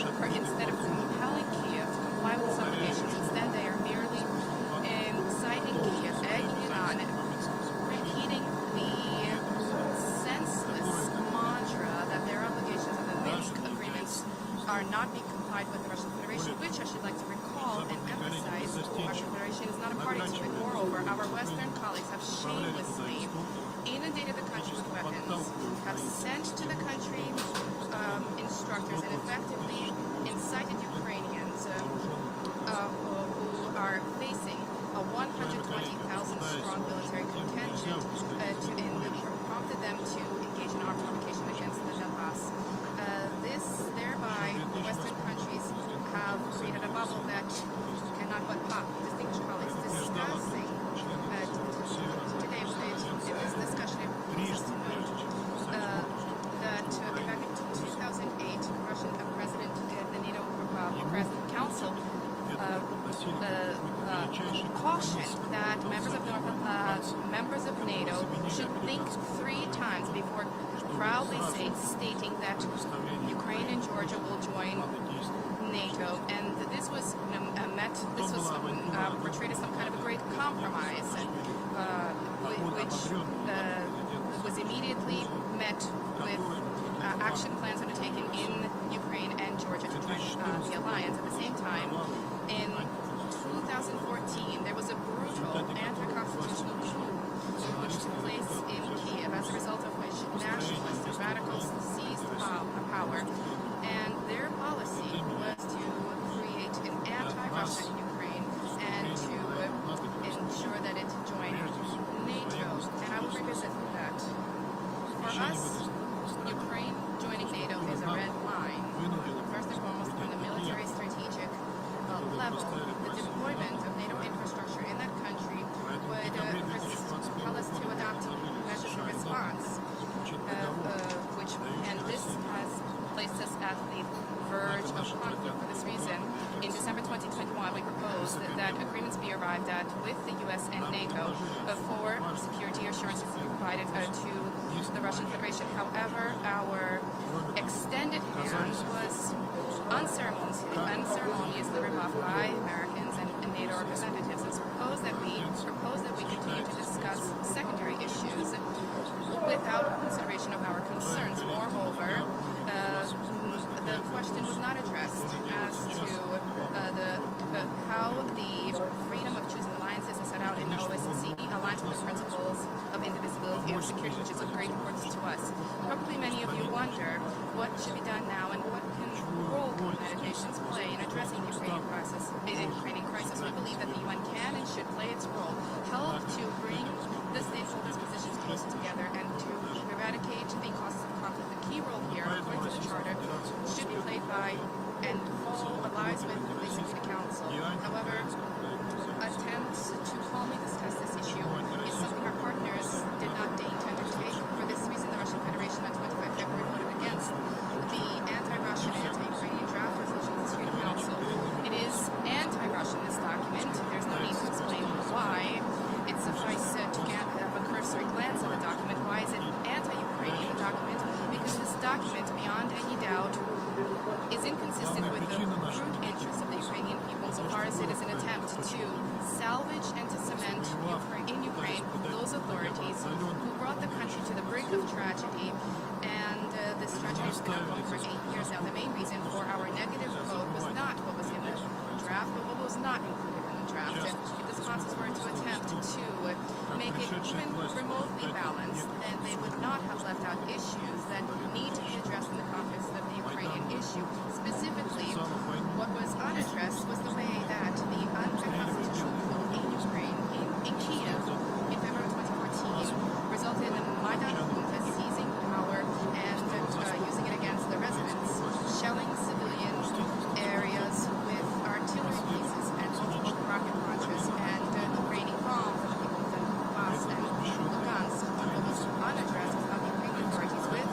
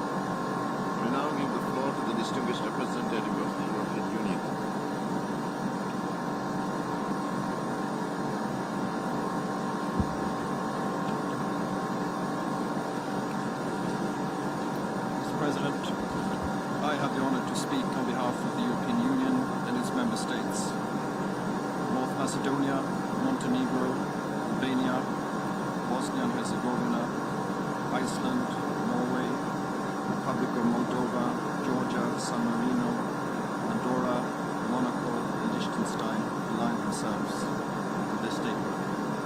Mr. President, I want to thank you for convening here today and for the Secretary General to be here and for all of your colleagues being here. It's very important that the facts are heard and fully understood, and that this body is able to take the appropriate decisions after the fact that the Security Council, thanks to the veto by one country alone, stopped its council from taking that decision. Let me start by expressing the European Union's full solidarity and support to Ukraine and its people, who are courageously fighting an unprovoked and unjustified military aggression from Russia. Since our meeting here in the General Assembly last week, the situation has dramatically escalated, despite tireless diplomatic efforts, including at the highest level. Russia has decided to turn its back to peace, to the rules-based international order as defined inter alia in the UN Charter, to diplomacy and to the international community. Russia's military attack against Ukraine has already caused an alarming number of deaths, injured, internally displaced and refugees. We condemn in the strongest possible terms the unprovoked invasion of Ukraine by armed forces of the Russian Federation in violation of Ukraine's independence, sovereignty and territorial integrity. We also condemn the involvement of Belarus in this aggression against Ukraine, and we call on both Russia and Belarus to abide by their international obligations. We're also alarmed by Russia's raising of the nuclear alert level. We call on Russia to de-escalate and to immediately return to the previous alert level of its nuclear arsenal and to avoid any actions that could risk the safety or security of the nuclear power plants in Ukraine, a non-nuclear weapon state under the Nuclear Non-Proliferation Treaty. Russia bears full responsibility for this aggression and the resulting destruction and loss of life. We demand from Russia to cease its military operations immediately and unconditionally, and to withdraw all forces and military equipment from the entire territory of Ukraine within its internationally recognized borders. We further call on Russia to engage in earnest in dialogue with a view to a political and diplomatic solution. Russia's actions grossly violate international law and are in clear breach of the UN Charter and the OSCE Helsinki Final Act, as well as Russia's specific commitments to respect Ukraine's sovereignty and territorial integrity under the Budapest Memorandum of 1994. This is arguably the biggest aggression in Europe since the end of the Second World War. It follows similar Russian aggression against its neighbors in 2008 and 2014. We underscore our firm support for the sovereignty and territorial integrity of Georgia and of the Republic of Moldova, and we are closely monitoring the situation in the region. This Assembly has the responsibility immediately and effectively to acknowledge and address Russia's actions. Failing to do so will erode trust to the rules-based global order with the UN at its core and the UN Charter itself, and will send a wrong message to perpetrators of such aggression and aggravate similar risks to other UN member states in the region and beyond.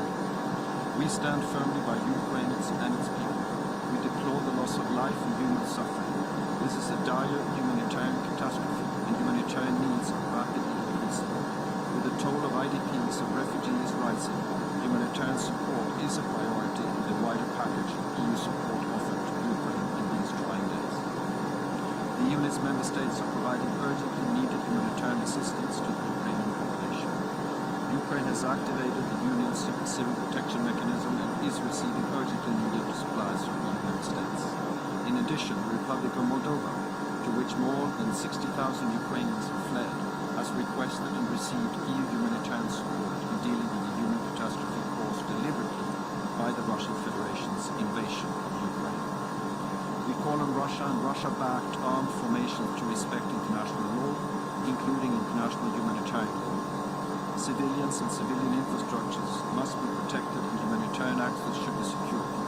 We call on Russia and Russia-backed armed formations to allow safe and unhindered humanitarian access and stop their disinformation campaign and cyber attacks. We strongly condemn the involvement of Belarus in this aggression against Ukraine and call on it to immediately stop action and to abide by its international obligations. We recall our unwavering support for the independence, sovereignty and territorial integrity of Ukraine within its internationally recognized borders, and we call on all UN members not to recognize the two self-proclaimed separatist entities. The EU has reacted swiftly and decisively to Russia's recognition of Ukraine's self-proclaimed separatist entities and the invasion of Ukraine by adopting restrictive measures. We intend to take such measures against Belarus. Mr. President, let us be clear on this. We firmly believe the use of force and coercion to change borders has no place in the 21st century. Let us recall that the UN Charter prohibits both the threat and the use of force against the territorial integrity or political independence of any state or in any other manner inconsistent with the purposes of the United Nations. Tensions and conflict should be resolved through dialogue and diplomacy. The EU, together with like-minded partners, have been united in making unprecedented efforts to achieve a diplomatic solution. But Russia has not reciprocated these efforts and instead opted unilaterally for a grave and premeditated escalation. With this one-sided step, Russia is further isolating itself. We are today at a crucial and historical moment. Too many times in the past, the international community has been blind or too slow in front of unfolding tragedies. Entire generations in many places around the world, many of you representing them, have paid and are still paying the price of inaction. We cannot make the same mistake again. We have to take action. After Russia's veto in the Security Council last week, the General Assembly has the responsibility to send a strong and united message on the need for Russia to immediately and unconditionally cease its military operations, withdraw its troops, and opt for genuine dialogue. We call on Russia to avoid, in particular, any action that places the safety and security of Ukraine's nuclear and radioactive waste installations at risk. The people of Ukraine and the whole world are watching us and counting on us, and will judge us on the decisions that we will take here in this special emergency session. And it's our duty and responsibility for all of us to do our utmost to defend the UN Charter and the international order. We therefore hope that this Assembly will massively support the resolution tabled by Ukraine and its partners. The EU and its member states will continue to do their utmost to protect the integrity of the rules-based international system, which is key to our collective security, and we call on all UN member states to do the same. On our side, we will continue to stand by Ukraine, support its democratically elected institutions and representatives and its people, including through additional political, financial, humanitarian and logistical support. I thank you very much, colleagues. Thank you very much, Mr. President. I thank the distinguished representative of the European Union.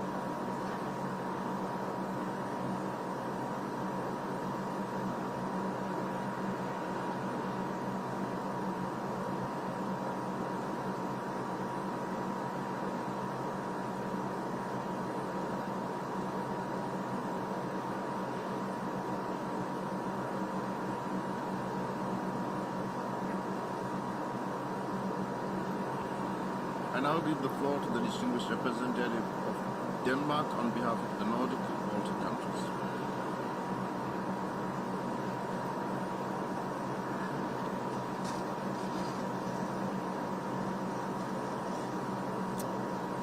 I have the honor to speak on behalf of the 8 Nordic Baltic countries: Estonia, Finland, Iceland, Latvia, Lithuania, Norway, Sweden, and my own country, Denmark.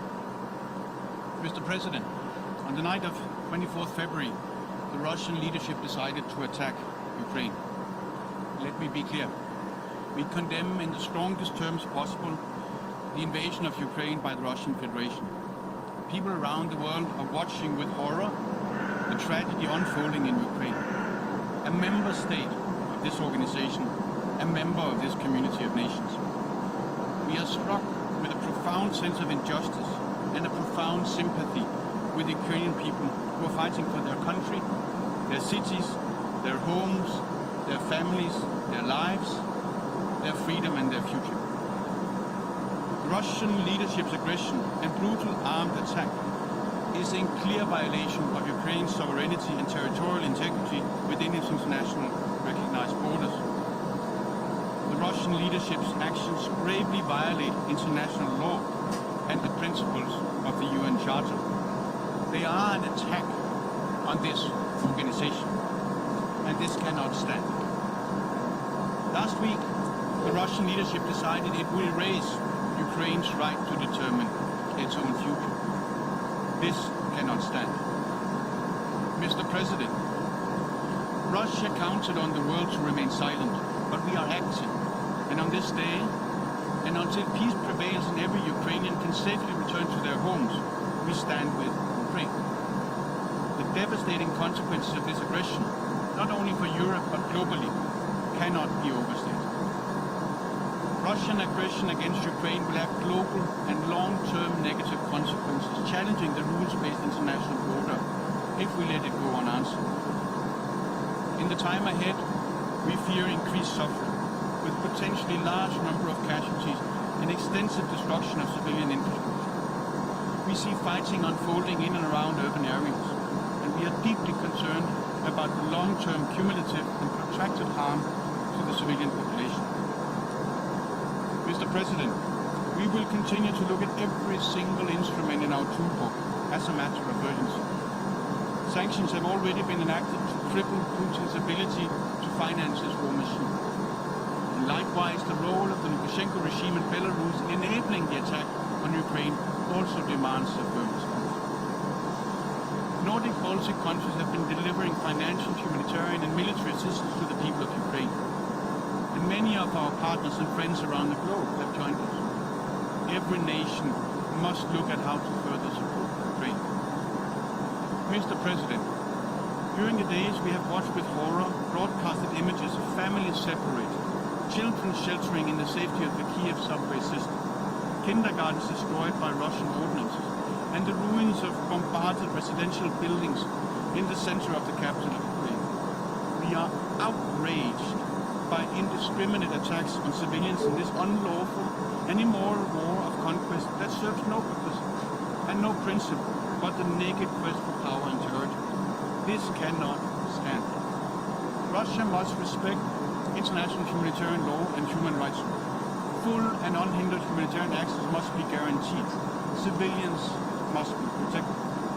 We call on Russia to stop this senseless war, and we echo the plea of the Secretary General. We demand an immediate ceasefire, and we urge Russia to withdraw all its forces from Ukraine and return genuinely to the path of dialogue and negotiation. Mr. President, let me be clear.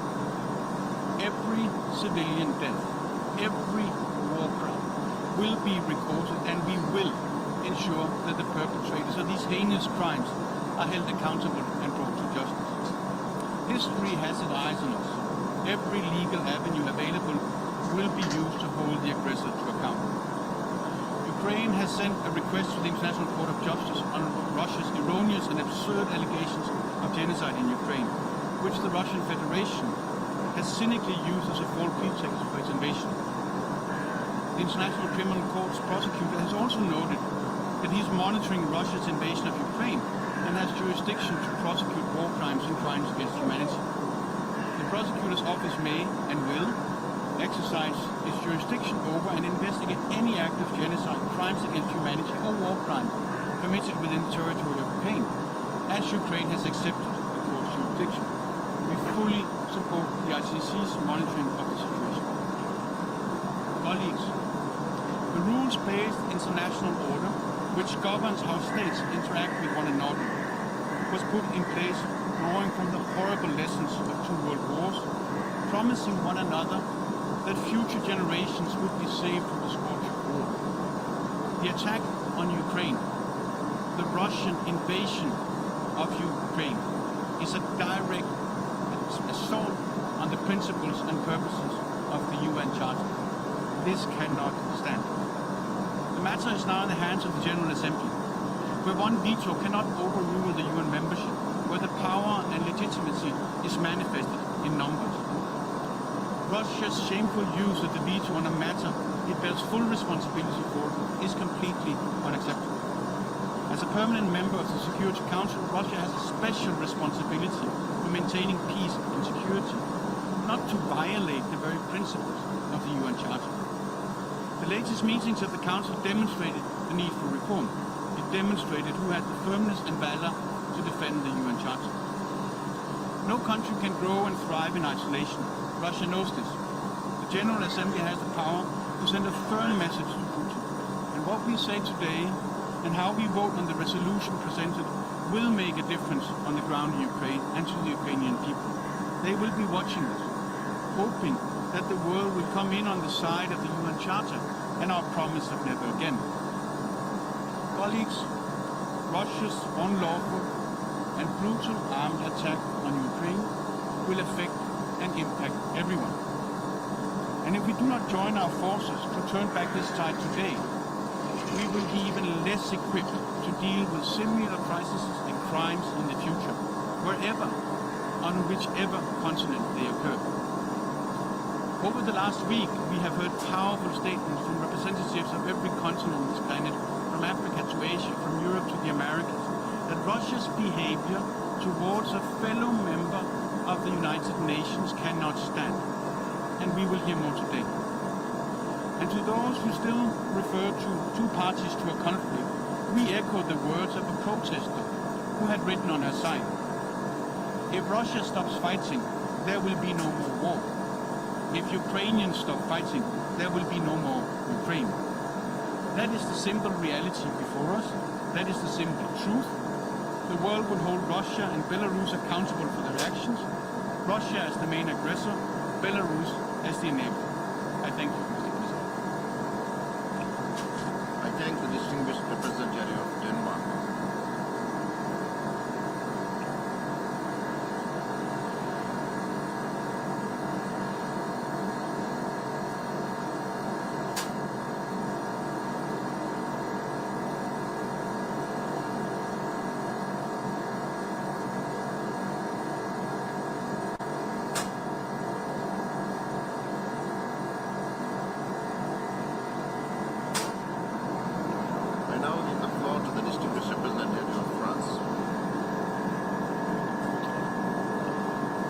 Monsieur le Président, la Russie poursuit jour après jour une œuvre destructive à ses actes brutaux et criminels, sans jouissance, les rhétoriques dangereuses qui alimentent davantage la Russie conduit cette agression armée en violation des principes fondamentaux de la Charte des Nations Unies que tous les membres de cette Assemblée ont l'obligation de respecter. Vendredi,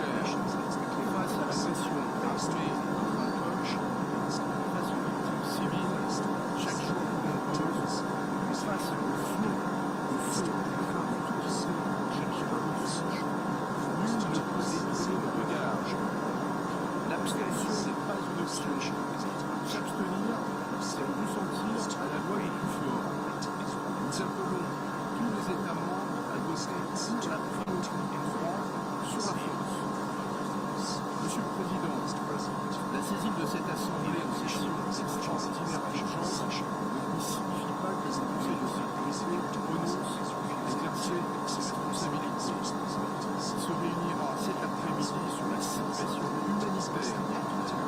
La France portera avec le Mexique un projet de résolution afin de garantir la protection des civils et un accès humanitaire sûr et sans entrave pour répondre aux besoins urgents de la population ukrainienne. La France et ses partenaires de l'Union européenne se tiennent fermement aux côtés du peuple ukrainien. L'Union européenne a déjà annoncé 90 milliers d'euros d'aide humanitaire. La France a également pour sa part. Avec ses partenaires, la France est mobilisée pour que la réponse internationale soit à la hauteur de l'agression mise par la Russie. L'Union européenne, dont la France assume la présidence socialiste, a notamment adopté des mesures visant à bloquer l'accès de la Banque centrale russe à ses réserves. Elle a également annoncé le financement de matériel de défense au profit de l'Ukraine. Monsieur le Président, la France salue le courage fait preuve de l'Ukraine. Nous appelons cette Assemblée à exprimer sans tarder son soutien par l'adoption d'une résolution. Je vous remercie. I thank the distinguished representative of France.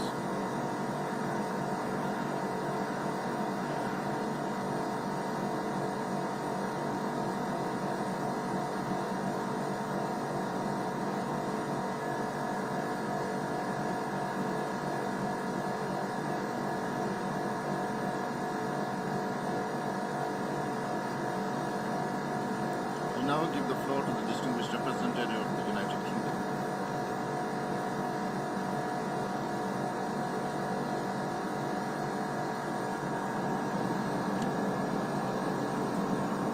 Mr. Secretary General, Mr. President, colleagues. On Friday, 81 member states supported a resolution in the Security Council to stop the war in Ukraine. Russia was completely isolated in opposing that resolution. Today, we gather in the General Assembly to stand against Russia's illegal attack on Ukraine and its assault on the principles of the UN Charter. Facts are clear. Russia has invaded Ukraine without provocation and without justification. Russia has rained missiles and rockets down on Kyiv, Kharkiv, Odessa and other cities. The brave men and women of Ukraine are enduring the barrage and have held their cities from Russian invaders. They are fighting for their country, for their continued future as a free and independent nation. But the humanitarian consequences are already immense. We hear of babies born in air raid shelters, children with bomb craters in their kindergartens, and today, news of the shelling of residential areas in Kharkiv. These are indiscriminate attacks on Ukrainian civilians. 7 million Ukrainians are displaced. In short, the scourge of war that our United Nations was created to prevent has been unleashed by Russia on Ukraine. The international response to Russia's aggression has been united and swift. Around the world and here in this building, we must stand together to defend the rules and enforce the accountability that we have built together. If we do not stand up for them now, then the safety of every nation's borders and independence are at risk. That is why we also condemn Belarusian support for Russia's invasion of Ukraine.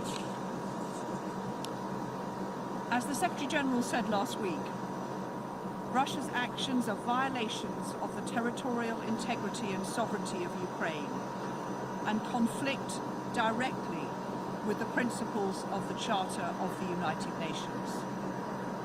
And as he said today, the only answer is peace. So our message today is simple.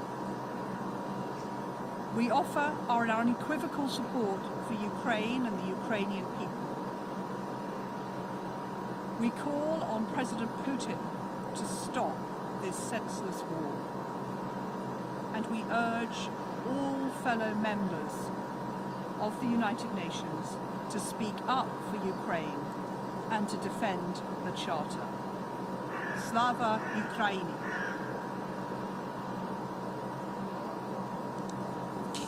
I thank the distinguished representative of the United Kingdom.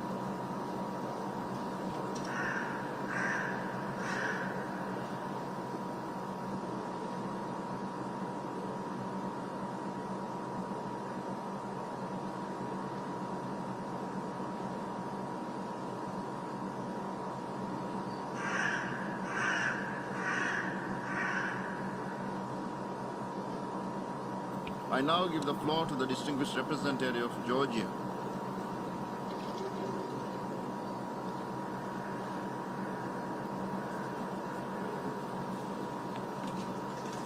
Thank you, Mr. President. My delegation aligns itself with the statement delivered by the representative of the European Union, and in my national capacity, I would like to add the following comment. Excellencies, we have gathered today in an emergency session because the Security Council once again failed us in acting as a guardian of peace and security. So now it is upon us, the General Assembly, where we all have equal rights to vote, to stand up and make it certain that the United Nations delivers on the purpose it was created for. The use of armed force by a UN member against sovereignty, territorial integrity, or political independence of another member state violates Article 2.4 of the UN Charter and constitutes an act of aggression as defined by the Resolution 3314 of this very body, adopted by consensus.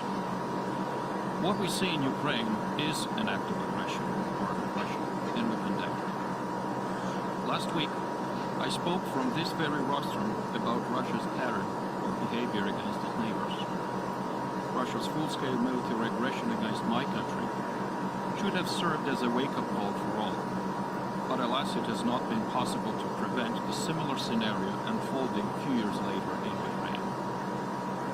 Not to repeat myself, let me just say that we in Georgia do know what the toll of war is. We do know what it is this disastrous consequences, and that is people, innocent civilians, women and children who pay the highest price. It is devastating not only for those who live through it, but passes down to generations. Let me be clear. Core principles enshrined in the UN Charter, the Helsinki Final Act, the Charter of Paris for New Europe, and the commitments taken under the Budapest Memorandum are non-negotiable nor subject to revision by any country, no matter how large or powerful it may be. Territorial acquisition through use of force or a threat to do so is illegal and impermissible. Georgia calls on the Russian Federation to immediately cease its military activities and withdraw all its forces and armaments from Ukraine. Allow immediate access to all international humanitarian and human rights mechanisms wherever is needed on the entire territory of Ukraine. Reverse the decisions related to the status of integral parts of Ukraine's Donetsk and Luhansk regions and Crimea, and to do so the same with regard to Georgia. Withdraw forces, allow humanitarian access, reverse the status related decision with regard to the occupied territories. Georgia was among the co-sponsors of the draft Security Council resolution that was vetoed, and we are the co-sponsors of the draft General Assembly resolution that is soon to be considered. This resolution, although it concerns Ukraine, is a watershed moment for all of us, and I would dare say for the future of the rules-based order and our United Nations. call on you to vote in favor of the proposed draft, to vote to save the succeeding generations from this war, to vote for the United Nations. And in conclusion, we welcome the Secretary General's decision to scale up the United Nations humanitarian operations in and around Ukraine. And let me once again reiterate Georgia's unwavering support of independence, sovereignty, and territorial integrity of Ukraine within its internationally recognized borders, including Crimea and Donbass, and Ukraine's navigational rights in its territorial waters. I thank you. I thank the distinguished representative of Georgia.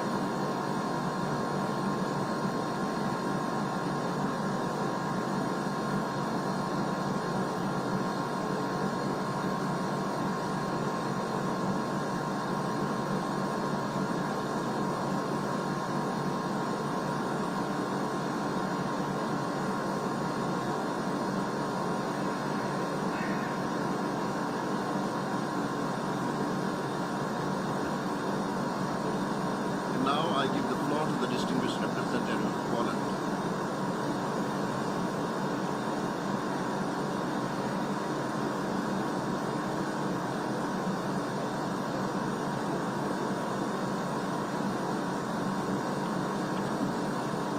Mr. President, Mr. Secretary General, distinguished delegates, Poland fully supports the resolution just tabled by Ukraine and calls on each member state to stand firmly behind it.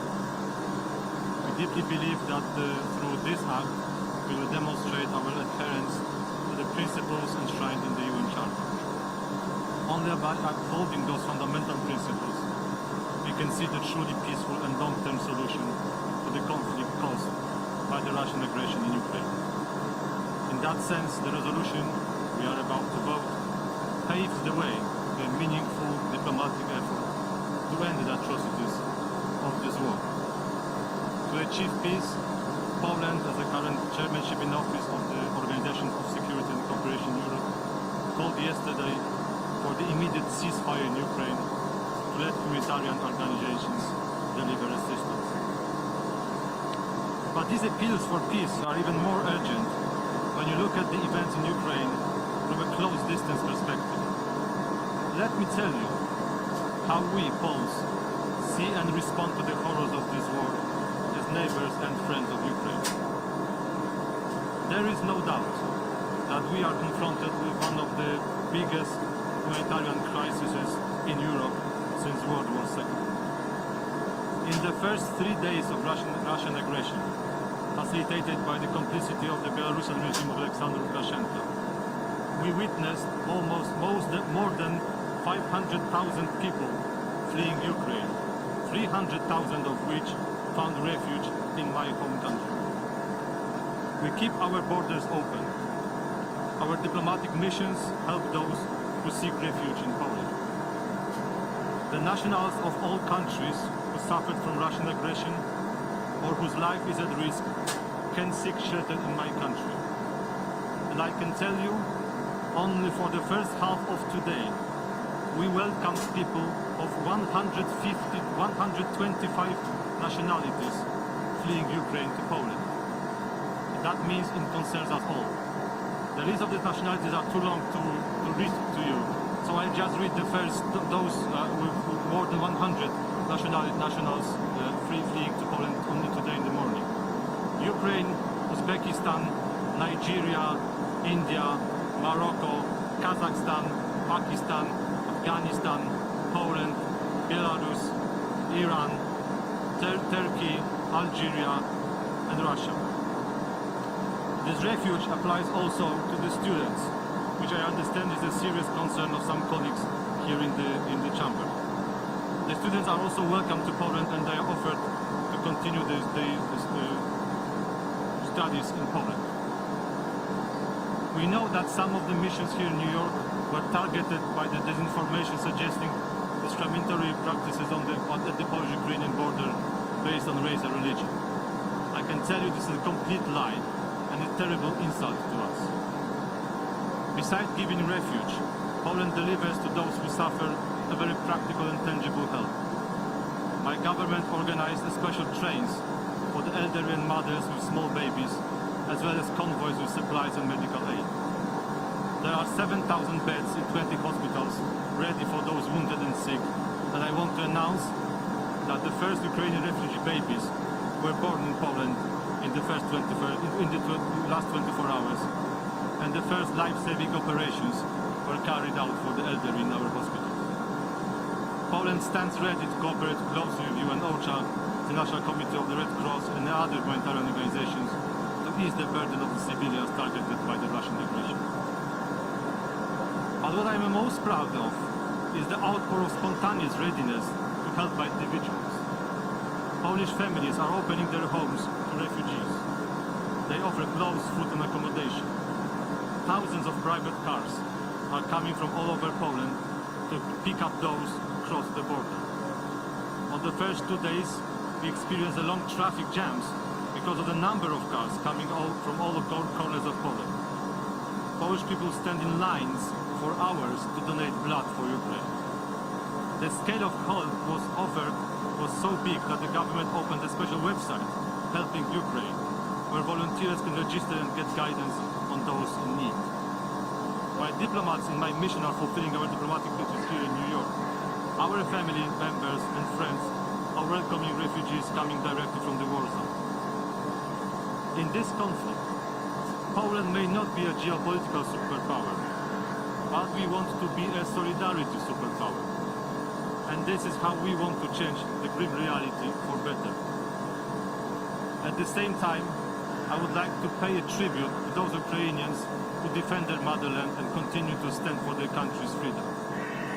Those are not only soldiers, but also people like Vasilina, a 30-year-old mother of two small daughters, living in a village near the Polish-Ukrainian border.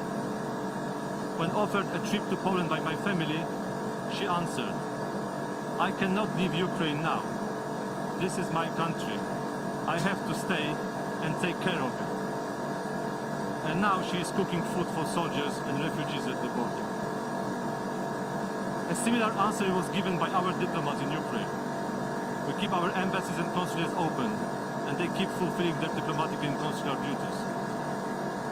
Let me share, you colleagues, the message to you I received today in the morning from our ambassador, Bartosz Cichocki, in Kyiv.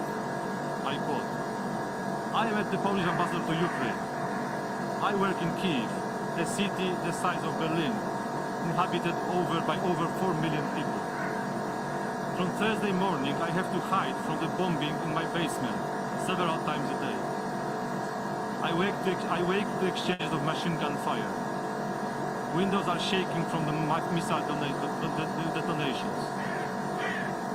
I am convinced that right now, when you are deciding in New York, hundreds of thousands of terrified residents of Kharkiv, Dnipro, Zhytomyr, Mariupol, Lviv and Kiev look at you with hope and faith in the power of international law."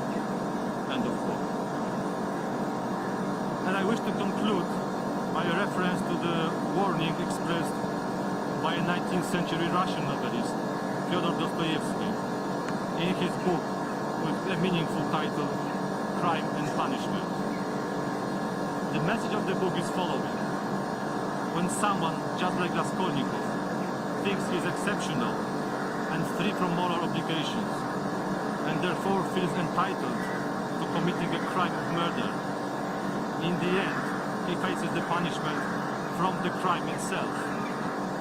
Because committing a crime is already one's biggest punishment.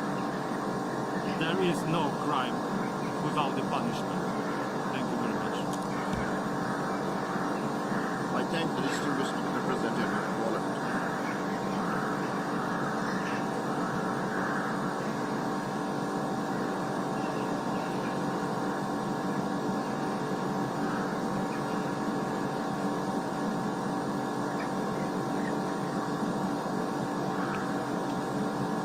Now I give the floor to the distinguished representative of Austria.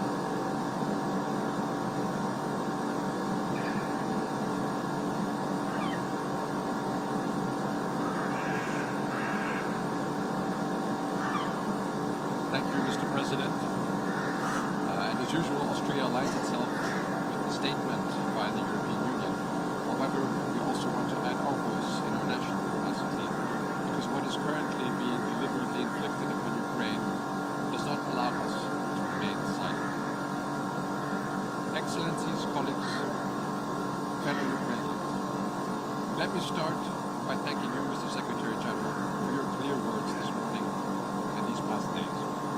We are grateful to see that the United Nations is there to help those suffering and in dire need. We meet here today to discuss the Russian aggression against Ukraine, to discuss the violation of Article 2.4 of our UN Charter.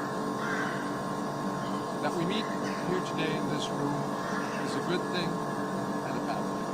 It's bad because it means after several days since Russia launched its aggression against the sovereign territory of Ukraine, we are still witnessing military attacks, terrible human suffering, and loss of life. It's also bad because questions of peace and security should be addressed by the Security Council. As primary responsible for upholding international peace and security, the Security Council cannot remain silent when basic principles of our international relations are trampled by military boots and squashed by tanks. Last Friday, however, the Security Council decision was blocked by the veto of a permanent member, the Russian Federation, even though 81 members of the international community supported the draft resolution of the court had proposed. Yes, the veto power is foreseen in the UN Charter, but so is the obligation to uphold UN principles. If in the 21st century the Security Council is blocked in a situation that constitutes a blatant breach of international law, we should ask ourselves if this system of veto powers is still able to regulate our international relations. Yet, colleagues, our meeting here today is also good. It's good that the General Assembly is there to step in if the Security Council cannot fulfill its mandate. And it's good that we now have the opportunity here in this General Assembly hall to raise our voices, to recall the principles of the UN Charter, our Charter, and to state clearly that we will not stay silent if the Charter is violated in the most serious way. This is our right. This is our obligation as members of the organization. Colleagues, at the end of this debate, we will vote on a resolution condemning the aggression of Russia against Ukraine and showing solidarity with the people of Ukraine. Austria will vote yes on the resolution and urges all of you to do so also. By voting yes, we show the world that the UN is able to take its responsibility to defend the rule of law, international law, and the UN Charter. By voting yes, we show that these acts and similar horrifying acts are not tolerated by the international community. And most importantly, by voting yes, we show the Ukrainian people that they are not alone. I know that for many of us, such votes can be difficult. Some say this is a regional issue, a European issue. Colleagues, an attack against one of our members, one of the members of this organization, is an attack on us all. In our interconnected world, our world is one region. Cyber weapons strike everywhere. Missiles have global reach. The world is not only regional, it has become local. Some say we must respect security concerns. Yes, colleagues, we must. Everyone has security concerns. Ukraine had them and gave up nuclear weapons and trusted that others would not harm them. But clearly, if you have security concerns, solve them with dialogue, not tanks. If a country with one of the largest armies and nuclear arsenals feels insecure, it should seek cooperation, dialogue, disarmament, and not force against others. Some say, well, look at others, look at these other instances that we have had. What about past violations? Colleagues, we know this whataboutism well. Trying to justify evil with past evil. Trying to excuse yourself by pointing to the faults of others. But just because we did not stand up in the past to injustice and evil, that should not prevent us from standing up now. Yes, it's true, others have committed aggressions, crimes, and faults. Yes, the international community has sometimes shown a lack of humility to others. And yes, the international community has sometimes been too hesitant. But let us not continue to make that same mistake now. Let us start a new era when we work together and stand up united for our common principles. Let's defend the rule of law. Let's not give in to the reign of the powerful. Let us vote yes to that resolution. Mr. President, Austria is not part of any military alliance. We rely for our security on respect and implementation of international law, treaties, custom, including humanitarian. Reports about Russian attacks on civilians and civilian objects in urban areas are extremely worrying. Rockets or missiles hitting apartment buildings in Kiev cannot be accepted. These attacks constitute war crimes under international humanitarian law. We urge Russia to strictly adhere to international humanitarian law, in particular regarding the protection of civilians in urban warfare, and immediately cease these attacks and refrain from using explosive weapons in populated areas. We strongly condemn the use of cluster munitions, which is incompatible with international humanitarian law and outlaw the Convention on Cluster Munitions. And colleagues, the threat of use of nuclear weapons. Any nuclear threat of this kind is a violation of the principles of the UN Charter. The implied catastrophic humanitarian consequences do not respect borders and pose a threat to all humanity. This is completely unacceptable. Perpetrators and those responsible for these crimes need to be held accountable. The International Criminal Court may exercise jurisdiction over and investigate any acts of genocide, crime against humanity, or war crimes committed within the territory of Ukraine. In this regard, we welcome the statement of ICC Prosecutor Khan, reminding us all that his office can exercise jurisdiction over and investigate any act of genocide, crime against humanity, or war crime committed within the territory of Ukraine since February 2014. Mr. President, in the last couple of days, Ukrainians have endured incredible human suffering. In order to help ease the humanitarian catastrophe, Austria contributed 2.5 billion euros to the ICRC and NGOs, and additional humanitarian assistance will be decided soon. Those organizations' valuable work must be ensured by guaranteeing humanitarian access. Colleagues, in sum, Austria condemns the Russian aggression against Ukraine.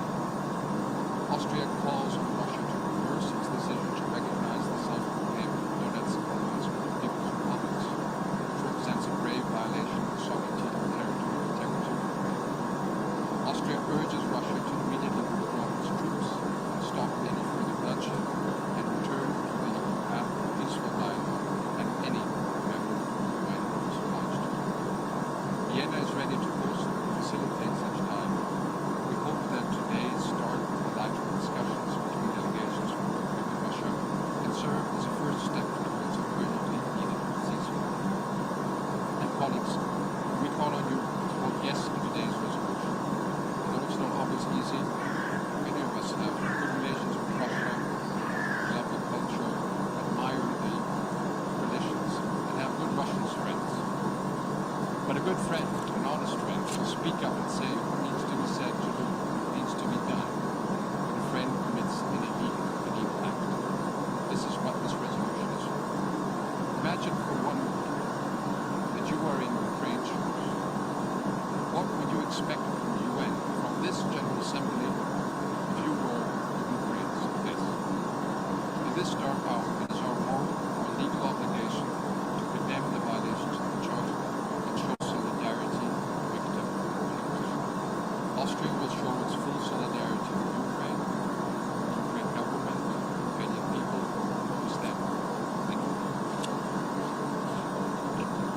thank the distinguished representative of Austria.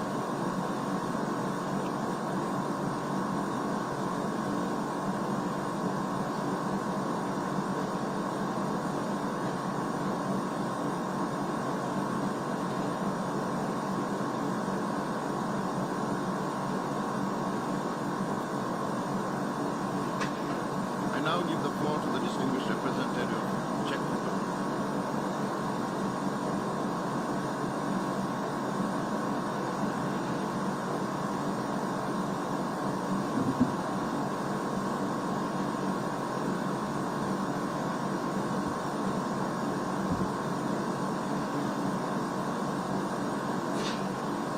President, Secretary General, Excellencies. The Czech Republic aligns itself with the EU statement and wishes to add the following in its national capacity. Let me begin with the most important words I can say here today. We urge Russia to stop immediately its military actions and to unconditionally withdraw all its forces and military equipment from the entire territory of Ukraine. We are meeting here today at a critical moment, not just for Ukraine or Europe, but for the United Nations as a whole. A permanent member of the UN Security Council has started a war of aggression against a fellow UN member state. It is a blatant violation of international law. It is a flagrant violation of the UN Charter and its principles, which all we should uphold and abide by.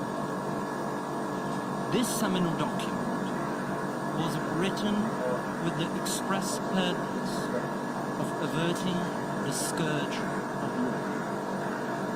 Russian President Putin chose to reject diplomacy and multiple offers for talks.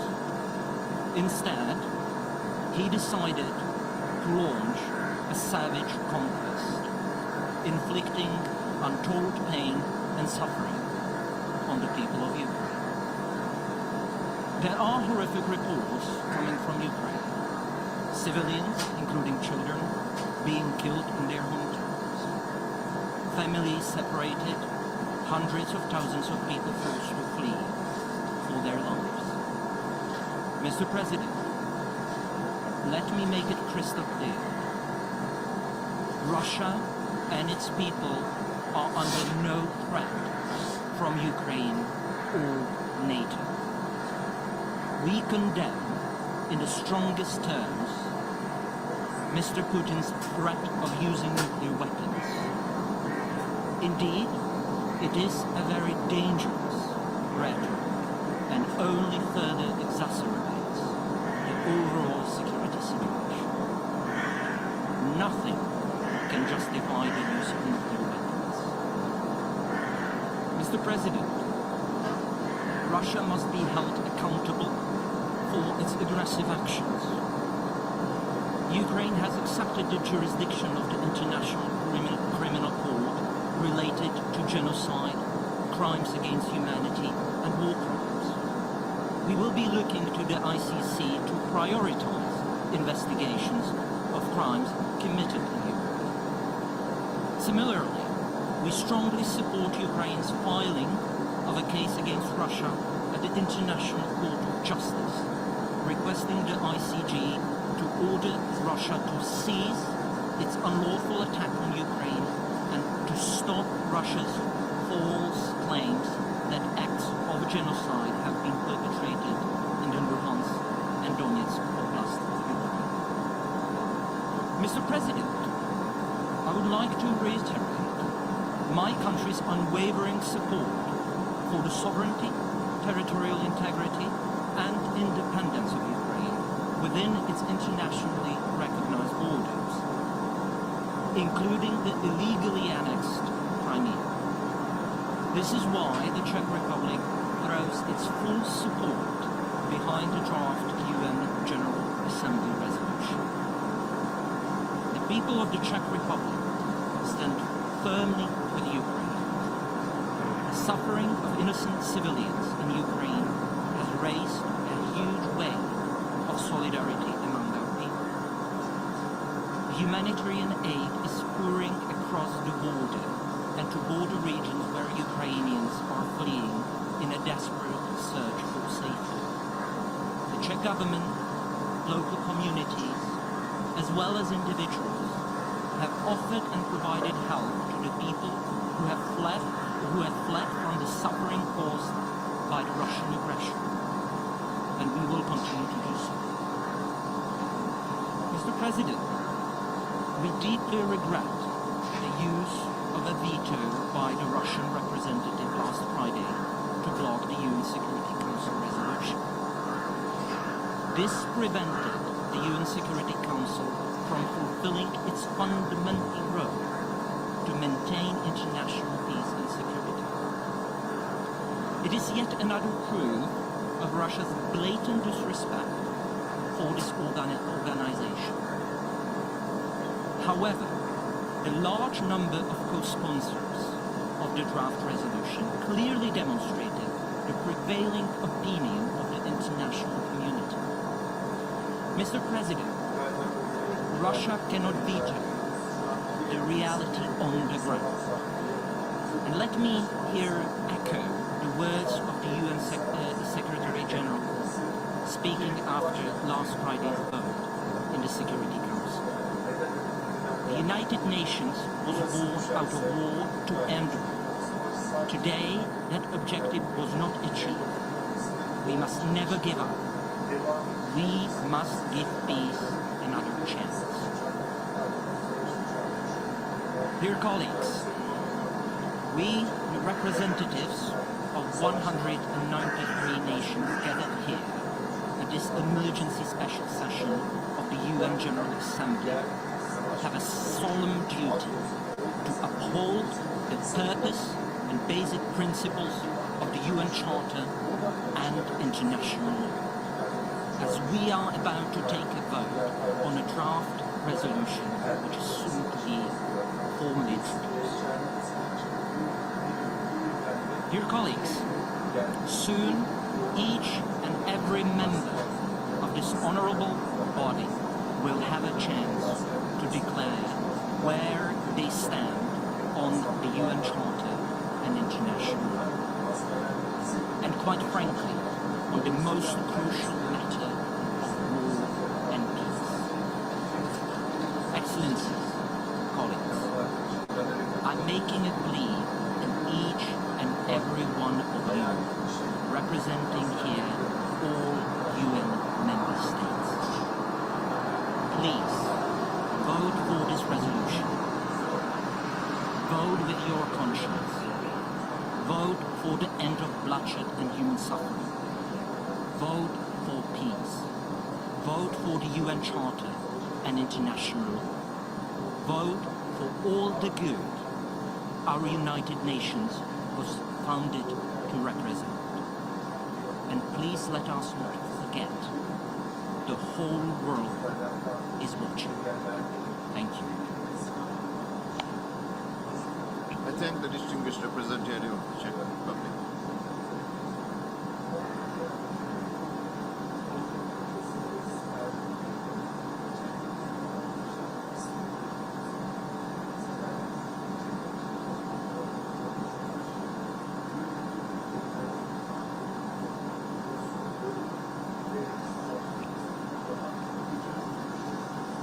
And now I give the floor to the distinguished representative of Switzerland.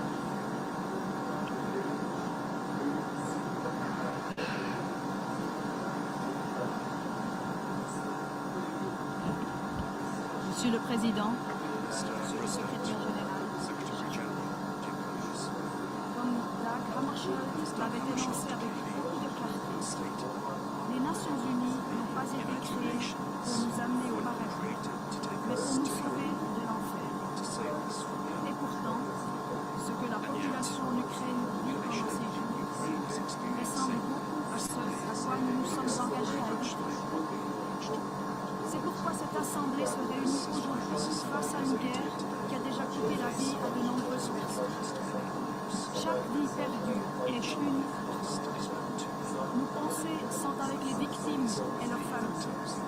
Nous exprimons notre solidarité avec le peuple ukrainien et avec ses autorités démocratiquement élues.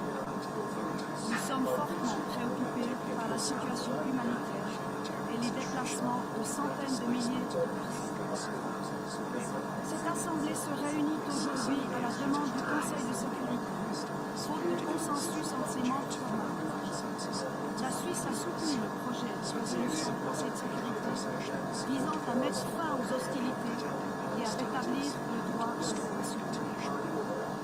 Le blocage de cette résolution par le veto d'un membre permanent est contraire à l'article 27 de la Charte. La Fédération de Russie, tant que partie au conflit, aurait dû s'abstenir de voter. Nous soutenons pleinement le projet de résolution de l'Assemblée générale et appelons tous les États membres à en faire de. La Suisse condamne fermement l'attaque de la Russie contre l'Ukraine. Elle est également préoccupée par l'utilisation du territoire bélarusse pour mener cette opération militaire. Les tentatives russes pour légitimer son action ne sont pas acceptées. Il n'y a eu aucune provocation permettant de justifier un tel acte. Nous appelons la Russie, comme tous les États dotés d'armes nucléaires, à s'abstenir de toute menace d'utilisation de ces armes, voire de leur utilisation. La Russie vient de se joindre à une déclaration des P5 qui réaffirmait qu'une guerre nucléaire ne peut être gagnée, ne doit jamais être menée. La Suisse réitère son plein soutien à l'indépendance, à la souveraineté et à l'intégrité territoriale de l'Ukraine, à l'intérieur de ses frontières internationalement reconnues. La Suisse appelle à nouveau toutes les parties à respecter le droit international humanitaire, ainsi que les droits de l'homme. Nous condamnons toutes les violations. Cela vaut également pour le cyberespace. La protection de la population civile ainsi que des personnes hors de combat doit être la priorité. La Suisse est profondément préoccupée par les allégations étayées d'utilisation d'armes à sous-munitions. C'est bien indispensable à la survie de la population civile, de même que les infrastructures civiles et médicales ne doivent pas être prises aussi. De plus, nous demandons aux parties d'assurer l'accès humanitaire rapide et sans entrave, ainsi que la sécurité du personnel humanitaire et médical. La Suisse est solidaire, s'engage à mobiliser des ressources supplémentaires pour répondre aux besoins humanitaires en Ukraine et dans la région. Conjointement avec ses partenaires européens, elle maintiendra sa longue tradition d'accueil de réfugiés. En outre, la Suisse a repris entièrement les sanctions de l'Union européenne contre la Russie. Nous saluons le travail de la mission spéciale d'observation de l'Organisation pour la sécurité et la coopération européenne. Nous regrettons que la situation grave n'a laissé pas de choix à l'organisation que d'évacuer temporairement ce territoire. La Suisse salue l'offre de vos offices de secrétaire général des Nations Unies, ainsi que les efforts diplomatiques des États membres qui n'ont négligé aucune piste afin de promouvoir une résolution diplomatique par la voie du dialogue. La Suisse réitère son offre des vos offices si les parties au conflit le souhaitent. Nous saluons le fait que les parties au conflit se soient réunies aujourd'hui pour de nouvelles négociations. Nous espérons, comme le secrétaire général, vivement que ces discussions aboutiront le plus rapidement possible à de résultats concrets, comme par exemple cessez-le-feu. Ce conflit, comme tout conflit, ne peut être résolu que par la paix.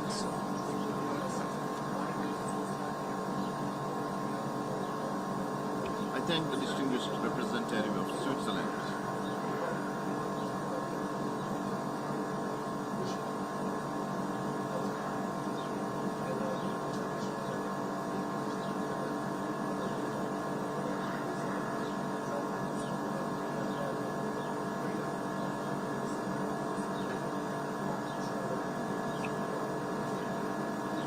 I now give the floor to the distinguished representative of New Zealand.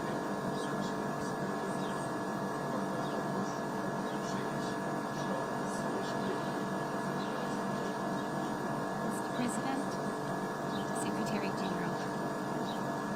Today, our thoughts are with the people of Ukraine as they continue to fight Russia's large-scale invasion.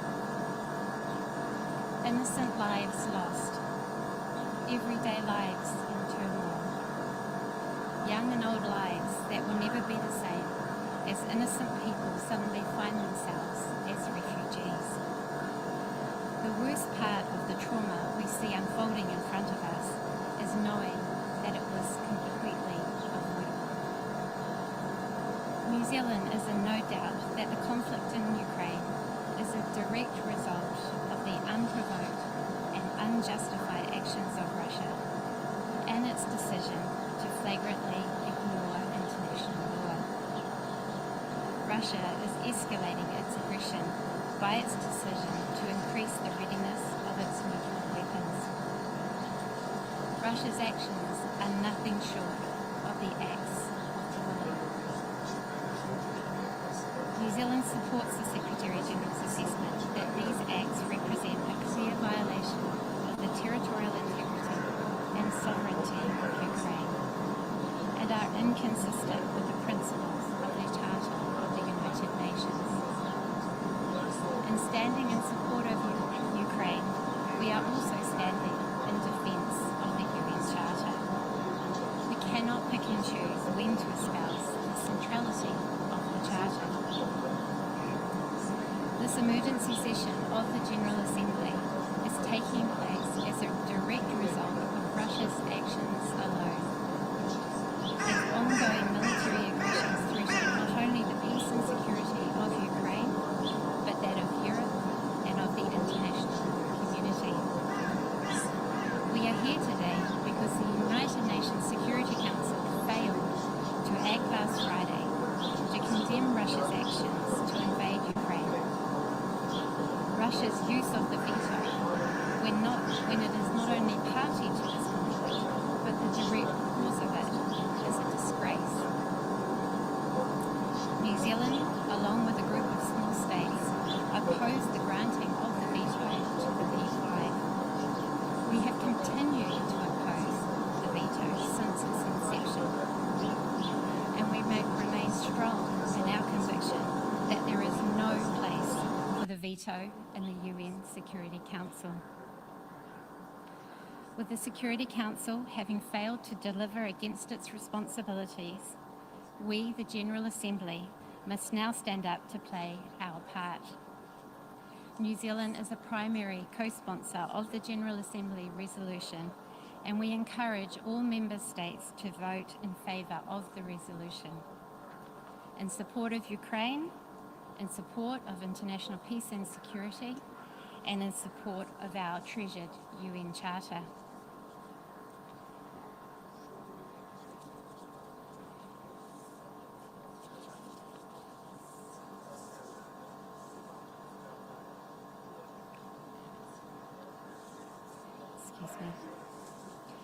New Zealand has consistently expressed our strong support for international efforts to de-escalate the Ukraine crisis diplomatically. Having turned away from diplomacy, Russia must now face the consequences of that decision. New Zealand has joined other member states in implementing measures to respond to Russia's actions, including introducing targeted travel bans against Russian government officials and other individuals associated with the Russian invasion of Ukraine, and prohibiting the export of goods to Russian military and security forces. Our thoughts today must be with the people of Ukraine, who are now facing a humanitarian crisis caused by the conflict. We echo the President of the General Assembly's call that all member states must uphold their obligations under international humanitarian law. Further, we, the international community, must act now to prevent further pointless loss of innocent life and to support those who now find themselves displaced through no fault of their own. We commend Ukraine's neighbours for their selfless acts of taking in large numbers of Ukrainians and other nationalities who seek refuge from this conflict. We acknowledge with a grim sense of horror, but sadly, little surprise, the role of accomplice and facilitator that Belarus has played in support of Russia's invasion. New Zealand has also extended its travel bans to key members of the Belarusian government. New Zealand is contributing financially to the humanitarian response and will consider all humanitarian options available to support the international humanitarian response. We welcome France and Mexico's tabling of a humanitarian resolution in the United Nations Security Council today. Finally, Aotearoa New Zealand is a proponent of peace and reconciliation. In this vein, we say to Russia, act consistently with your international obligations. Cease military operations in Ukraine. Permanently withdraw to avoid a catastrophic and pointless loss of innocent life. Take all possible steps to protect civilians in line with international humanitarian law and return to diplomatic negotiations as a pathway to resolve this conflict. Thank you. I thank the distinguished representative of New Zealand.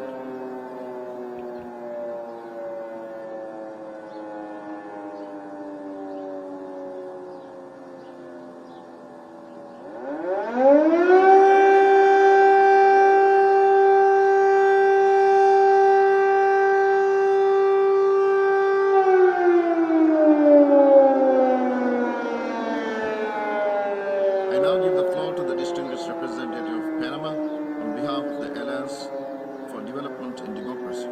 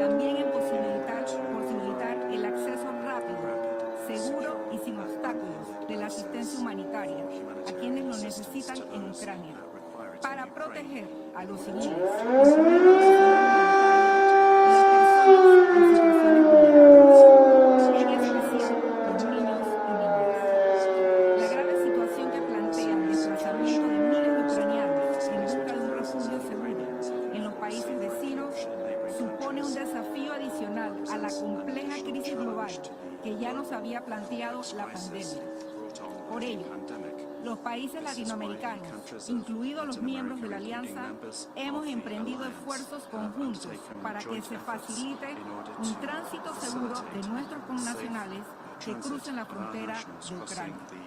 El diálogo y la negociación, acompañados del respeto a la letra y al espíritu de la Carta de Naciones Unidas, las resoluciones de la Asamblea General y el derecho internacional, constituyen la única garantía para una solución duradera al conflicto que hoy aqueja a Europa del Este. Finalmente, hacemos un llamado firme para que se retomen las vías de la negociación y el diálogo diplomático, que la promoción de la paz y el respeto al multilateralismo sean el eje de las acciones en esta coyuntura. Muchísimas gracias.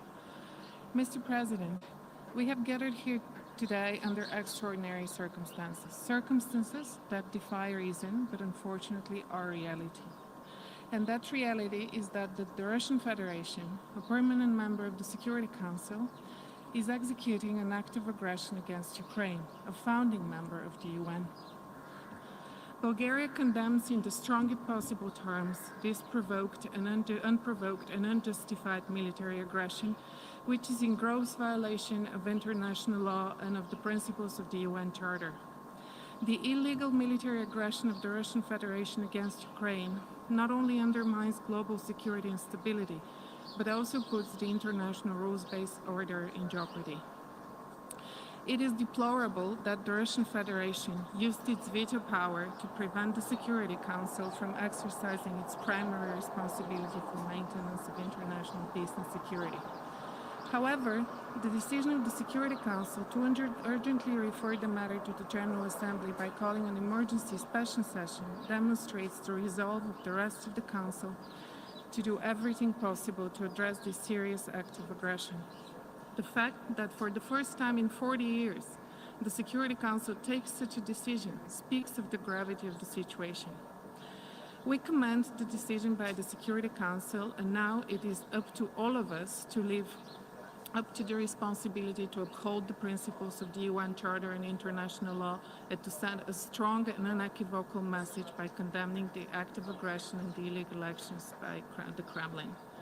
Bulgaria demands that the Russian Federation immediately cease its military actions, unconditionally withdraw all forces and military equipment from the entire territory of Ukraine, and fully respect Ukraine's territorial integrity, sovereignty, and independence within its internationally recognized borders. The use of force and coercion to change borders has no place in the 21st century. Tensions and conflicts should be resolved exclusively through dialogue and diplomacy. We strongly condemn the involvement of Belarus in this aggression, including by providing its territory to be used as a launching ground for the Russian aggression, and call on it to refrain from such action and to abide by its international obligations. The reports of civilian casualties, including of children, and the destructions of civilian infrastructure, including critical infrastructure, are deeply concerning. We are particularly outraged by the use of weapons that have indiscriminate effect in residential areas and against the civilian population. This is unacceptable and must stop immediately. We call on the Russian Federation to fully respect international humanitarian law and international human rights law, and to allow safe and unhindered humanitarian access and assistance to all persons in need. The Russian Federation bears full responsibility for this aggression and all the destruction and loss of life, and the leadership of the Russian Federation should and will be held accountable in accordance with international law. Mr. President, colleagues, it is our duty to do the right thing. We need to stand together against any act of aggression and against any violation of the UN Charter. We need to fiercely defend the principles of the UN Charter, international law, and the rules-based order, because they are our only guarantee for peace. We cannot turn a blind eye when a blatant act of aggression is being executed against a sovereign, peace-loving nation. Today, it is against Ukraine. Tomorrow, it could be against any one of us. In conclusion, I would like to reiterate Bulgaria's unwavering support for the sovereignty, independence, unity, and territorial integrity of Ukraine within its internationally recognized borders. I would also like to thank the Ukrainian people for their extraordinary courage and resilience. You're not alone. Thank you. I thank the distinguished representative of Bulgaria.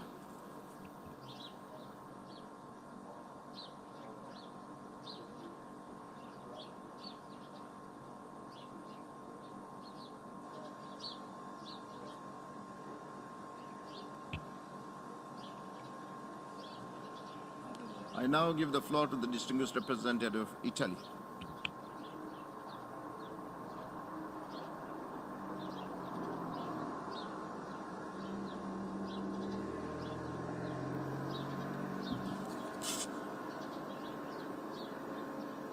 Mr. President, Mr. Secretary General, dear colleagues, Italy aligns itself with the statement of the European Union and wishes to add the following remarks in its national capacity.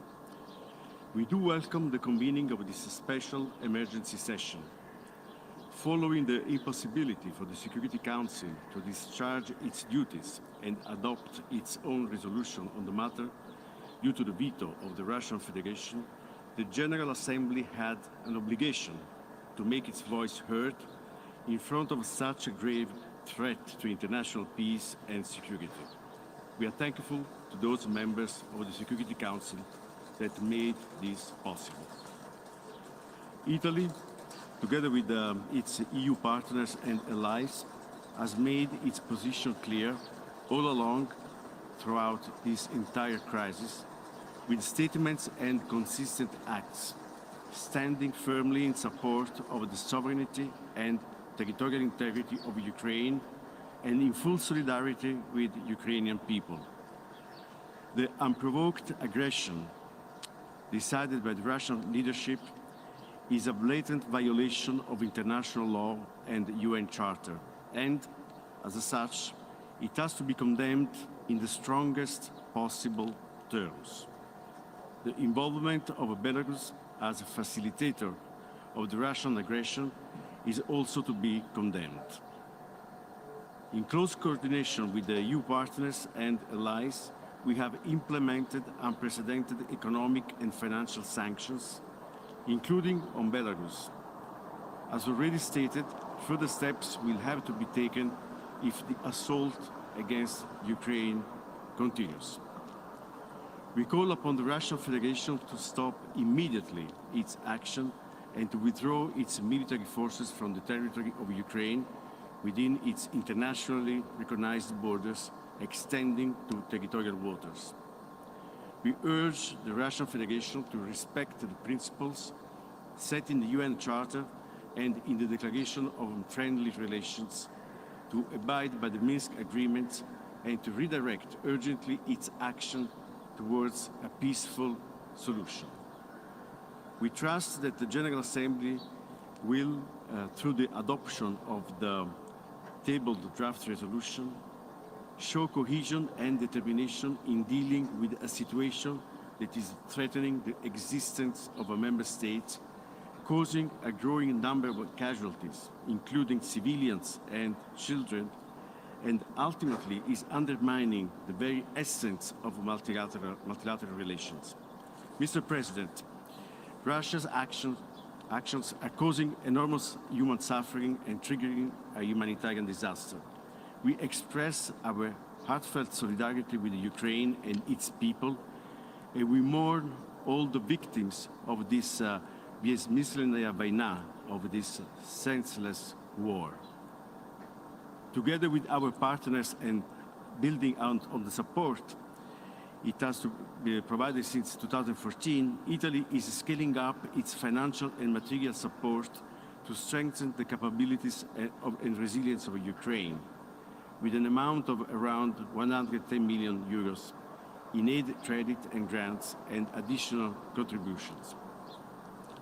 We are also determined to provide increased humanitarian support to assist the people of Ukraine in these dramatic circumstances.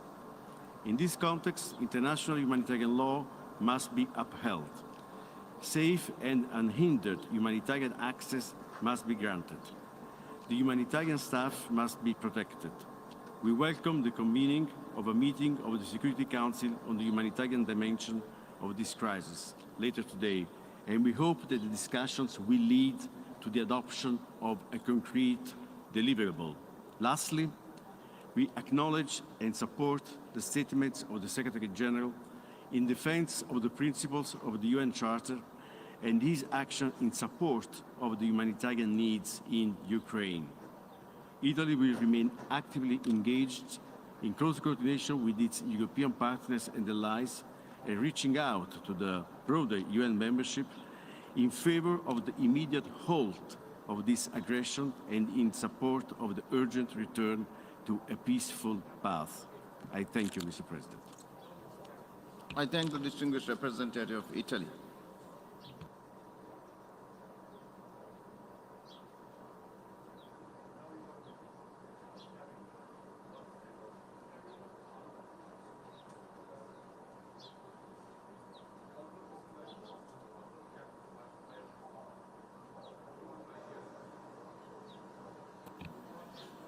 I now give the floor to the distinguished representative of Brazil.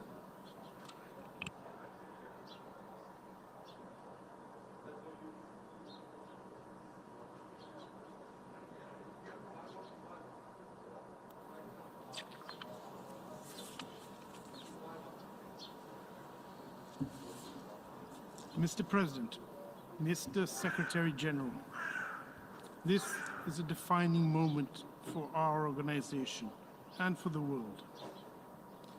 When the drafters of the Charter envisaged our collective security system back in 1945, they probably thought they had seen the worst in terms of tragedy and human suffering. If they were here today, they would doubt that assessment. We are under a swift escalation of tensions that could put all of humanity at risk, but we still have time to stop it.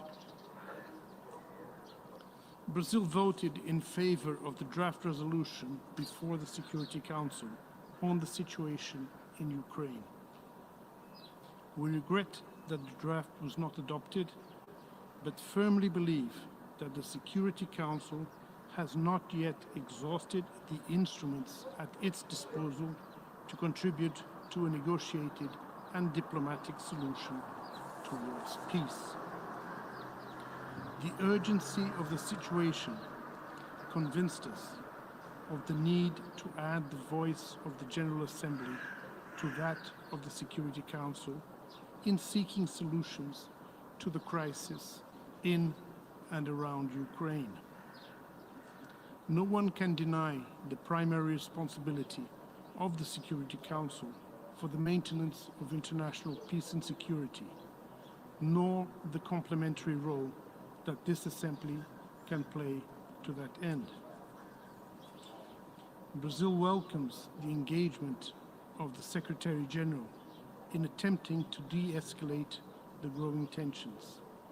It also notes that Ukraine has initiated a case in the International Court of Justice based on the Genocide Convention. This is the moment for the principal organs of the United Nations to work together in pursuing one of the organization's main objectives, to save us from the scourge of war. For that, we need to be exceedingly cautious in moving forward, both in the General Assembly and elsewhere. We are currently witnessing a succession of events that, if not contained soon, could lead to a much broader confrontation. Everyone will suffer, not just those who are fighting. Those who have repeatedly pleaded for de-escalation will also bear the costs of the power play between NATO and Russia that we are currently witnessing.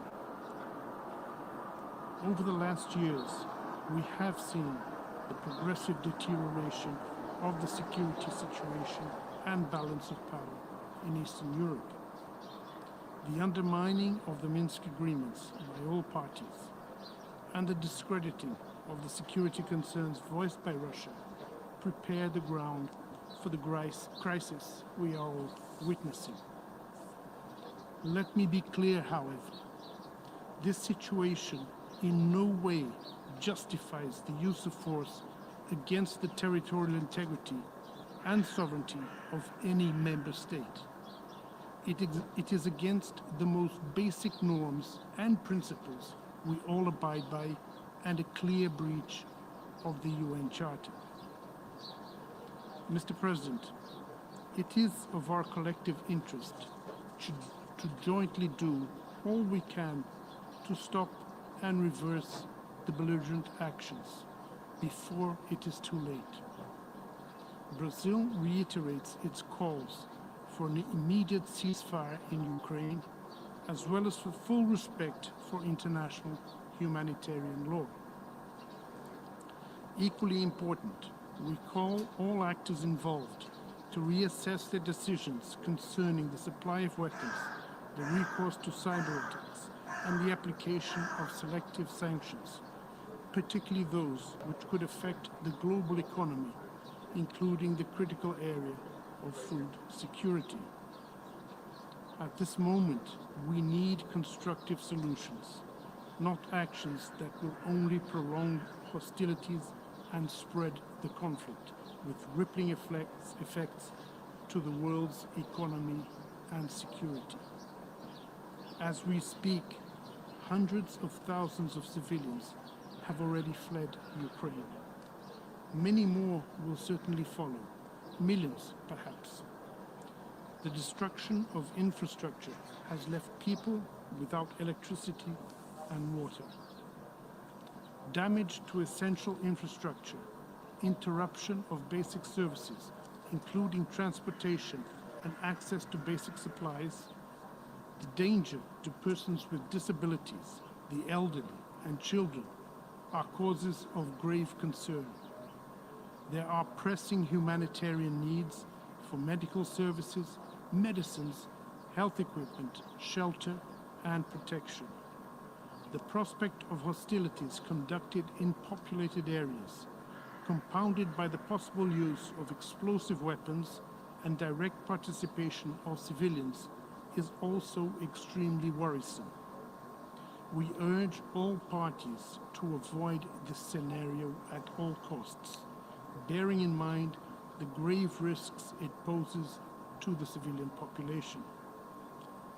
We call on all parties to adopt measures to ensure the protection of civilians and of critical civilian infrastructure, as well as to ensure unhindered humanitarian access to all those in need and the protection of refugees and displaced persons. We also reiterate our appeal to Ukraine and Russia to facilitate the withdrawal of all persons who want to leave the Ukrainian territory. Brazil expresses its gratitude to Poland, Slovakia, Hungary, Moldova, Romania, and others that are facilitating the exit of people fleeing the conflict, including Brazilians and Latin Americans.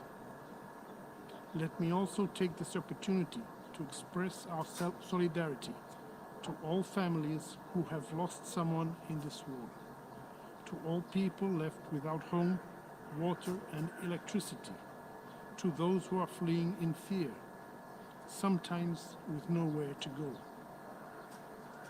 and to everyone who is now trapped in a conflict zone, desperately attempting to find refuge. I wish to commend all personnel that are now in Ukraine trying to alleviate the suffering of the population. We know that you are doing your best in very challenging circumstances, and we know that more could be done to assist you in your efforts. Mr. President, few times has the General Assembly been convened under the Uniting for Peace resolution. By meeting today, the international community shows its unwavering determination to reach a diplomatic solution to the ongoing conflict in Ukraine. A peaceful settlement of the crisis is not only the cessation of hostilities, it is about creating the conditions for a greater sense of security among all involved. It is about rebuilding bridges and regaining trust. And it is about respect. Respect for each other's legitimate security concerns, for civilian lives, for all countries that do not want a war, for international law, and for the most basic principles that have guided this organization since its inception. I thank you, Mr. President. I thank the distinguished representative of Brazil.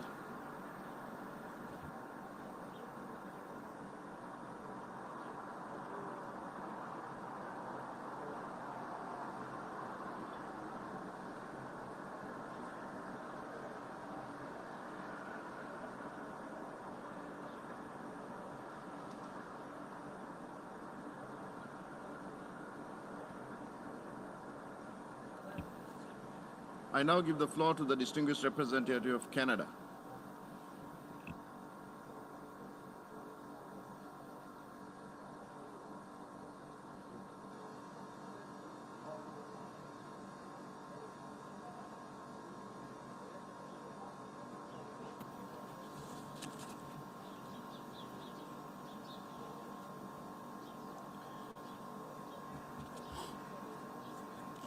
Monsieur le Président, Monsieur le Secrétaire Général, Mr. Secretary General, chers délégués, distinguished delegates, nous nous réunissons à une heure très grave. the hour is grave. La Fédération de The Russie, Russian Federation, membre permanent a du permanent Conseil de member sécurité, of the Security Council, a lancé une has guerre unleashed d'agression illégale an illegal et and injustifiable unjustifiable contre war of la aggression souveraineté, against the sovereignty, l'intégrité the territorial territoriale integrity, et l'indépendance and the politique political independence de notre of État another membre de member l'ONU, state of the United Nations, l'Ukraine.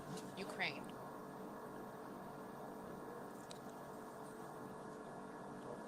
Les notions de la Russie constituent une violation. Les actions de la Russie Actions of the Russian constituent Federation une constitute violation flagrante an de la Charte egregious des Nations Unies, violation of the Charter of the United de ses Nations objectifs and of its purposes et de ses and of its principes. principles.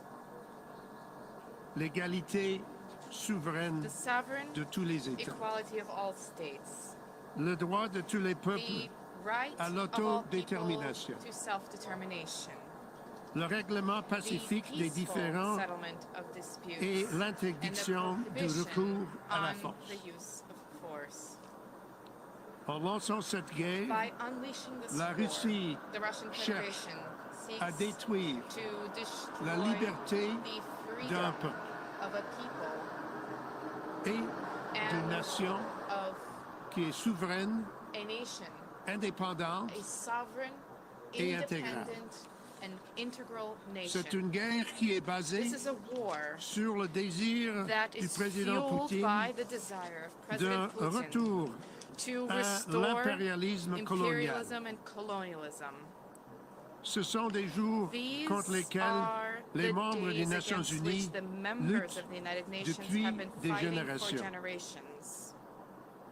Et encore, And the Russian la Russie a Federation, empêché once again, le Conseil de has sécurité prevented the Security de Council s'acquitter de son from devoir exercising fondamental, its primary duty, protéger la paix that of protecting the et peace, la sécurité that du of monde. the maintenance of international peace and Nous sommes security. ici parce que la Russie We are gathered a une here fois today de because plus the Russian Federation has utilisé yet again son droit de veto, illegitimately que exercised nous its pensons veto est right, toujours illégitime, which we continue to comme view elle l'a as fait de illegitimate, nombreuses autres as occasions. it has done on a number of other occasions. Et la Russie menace And the Russian maintenant Federation l'Ukraine has now turned l'Europe its threat to et le monde Ukraine, entier Europe, d'utiliser and the des entire armes world nucléaires with the threat of en nuclear violation weapons use directe in de la a déclaration flagrant commune des violation dirigeants of the joint des 5 statement membres of the leaders permanents of the 5 du permanent Conseil members of the ce Security janvier. Council this past January. Mr. President, it was in January of this year that members of the P5 agreed that a recourse to the nuclear option, to the nuclear threat, to the nuclear possibility was wrong. They admitted that no one could win this kind of confrontation.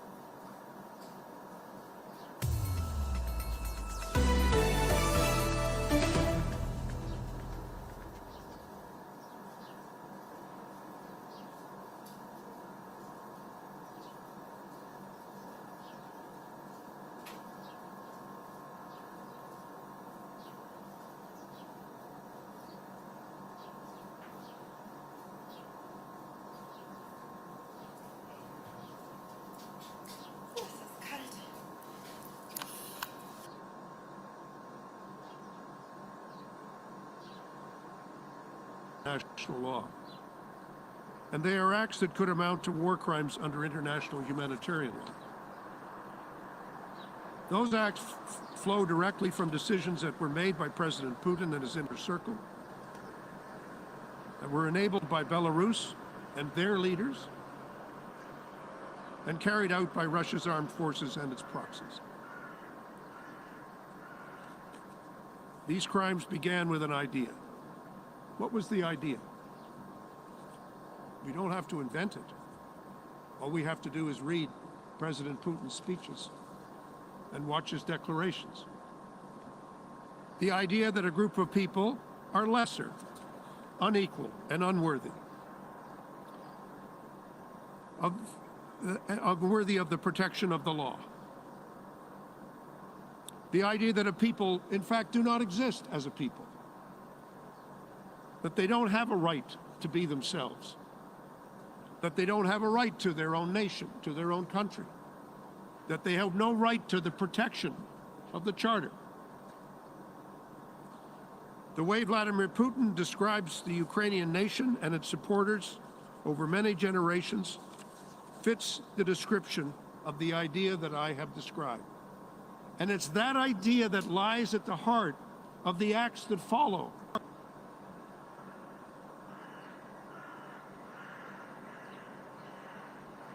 Oh, hier ist der Schaltraum in Berlin. Guten Abend, können Sie mich hören?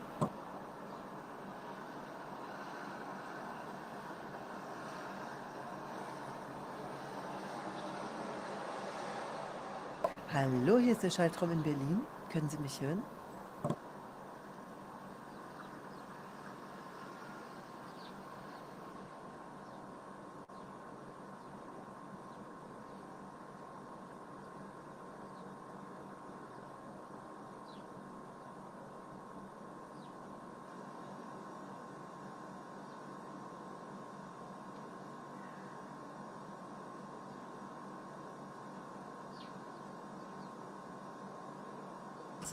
Muy buenas tardes, ¿me escuchas ya?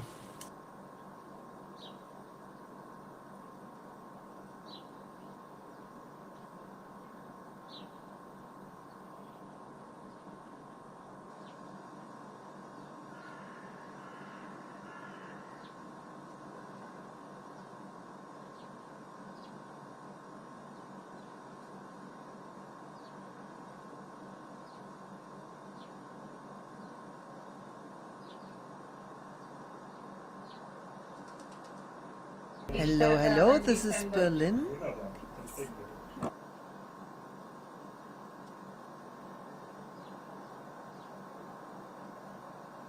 Hello, this is Berlin. Can you hear me?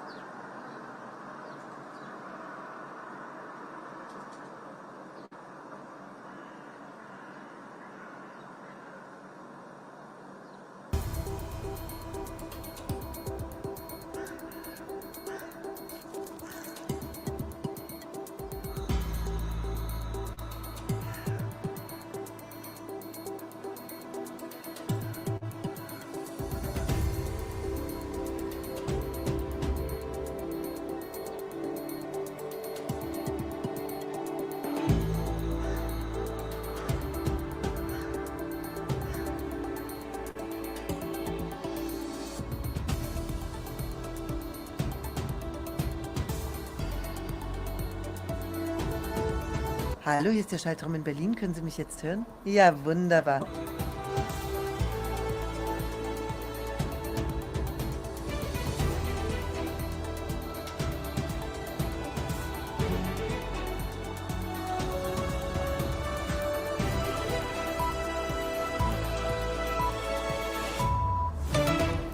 ¿Qué tal? Muy buenas tardes, América Latina. Bienvenidos aquí a las noticias en DW Deutsche Welle. Los saludamos desde Berlín, Alemania, desde nuestros estudios. Yo soy Pía Castro y les contamos rusa y ucraniana finalizaron su primer encuentro de negociaciones para poner fin a la guerra que entra ya en su quinto día. Habrá una segunda ronda de diálogos en la frontera ahora entre Polonia y Bielorrusia. Los detalles. El lunes, mientras las delegaciones de ambos países estaban reunidas, se produjeron unos fuertes enfrentamientos en la segunda ciudad más importante de Ucrania, en Kharkov, en el este del país, donde las autoridades locales dieron cuenta de al menos 11 civiles fallecidos. Kannst du mich hören, liebe Xenia? De las Naciones Unidas Gut, danke schön. extraordinaria, una reunión excepcional de los 193 miembros de las Naciones Unidas, la primera de este tipo en 40 años, se inició con un minuto de silencio en memoria de las víctimas de la invasión rusa en Ucrania. Y los rusos se apresuran a retirar y cambiar su dinero lo antes posible. El rublo, la moneda rusa, se desploma a mínimos históricos cuando las sanciones occidentales empiezan a hacer mella.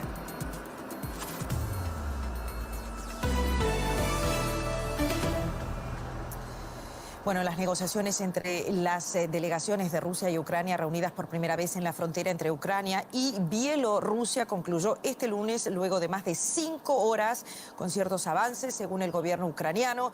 El presidente Zelensky reiteró al inicio de las conversaciones su petición de un alto el fuego inmediato y la retirada de tropas rusas de Ucrania.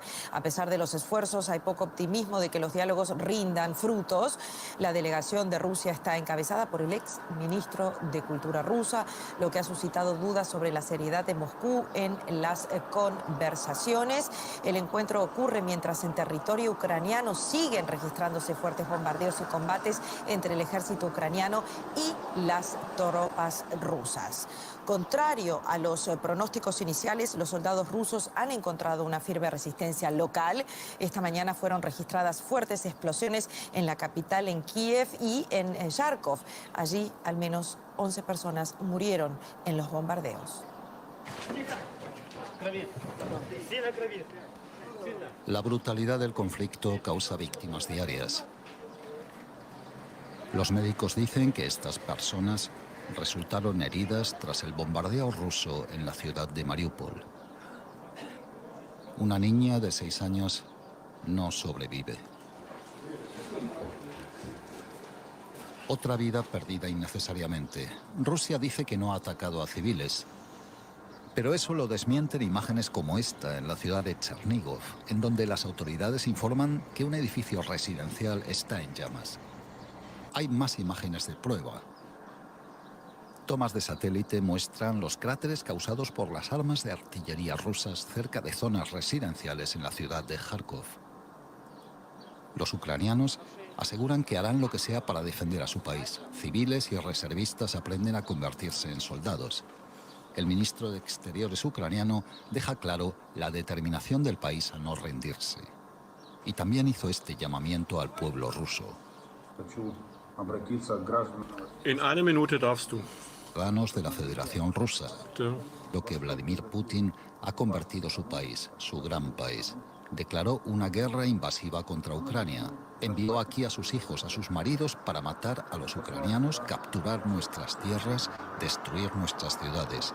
Los ucranianos no queríamos esta guerra, pero lucharemos por nuestras tierras y nuestros hogares. Los residentes de Mariupol se refugian de los combates en un gimnasio subterráneo. Muchos llevan aquí 5 días. Pese a lo que ocurre en el exterior, algunos intentan ser optimistas. In 20 Sekunden. Hay esperanza para las negociaciones porque todo el mundo quiere la paz y algún resultado para que los civiles no sean asesinados. Somos la mayoría. Por ahora, la paz no ha llegado. Esa es la realidad. Una semana ha cambiado la vida de millones de ucranianos. Y queremos conectar rápidamente, allí la ven, con Ksenia Polska de nuestra redacción de Europa del Este. ¿Qué tal? Muy buenas noches. Ha finalizado la ronda de diálogos, habrá una segunda. ¿Qué se sabe, Ksenia?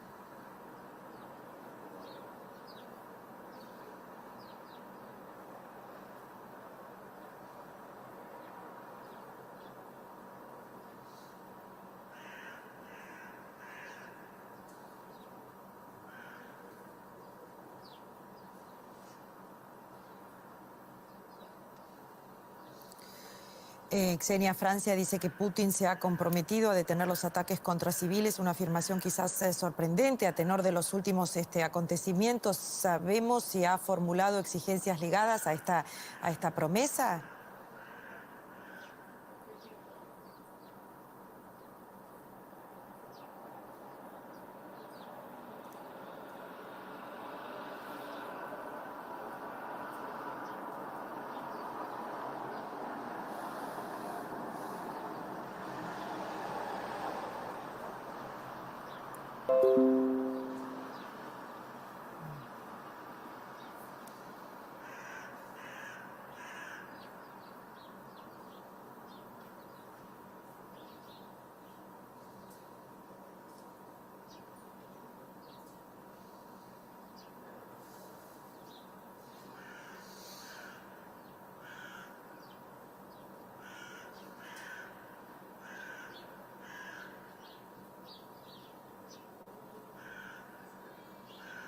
Muchísimas gracias, Xenia Posca.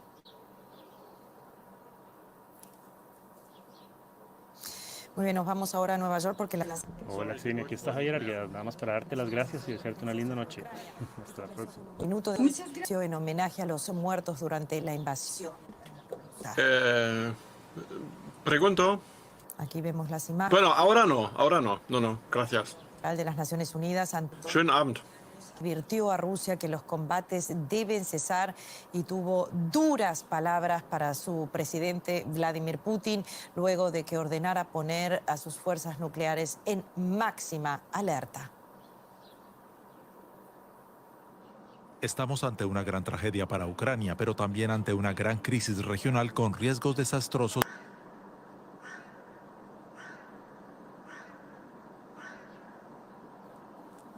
This is why Singapore condemns, in the strongest terms possible, any unprovoked invasion of a sovereign country under any pretext.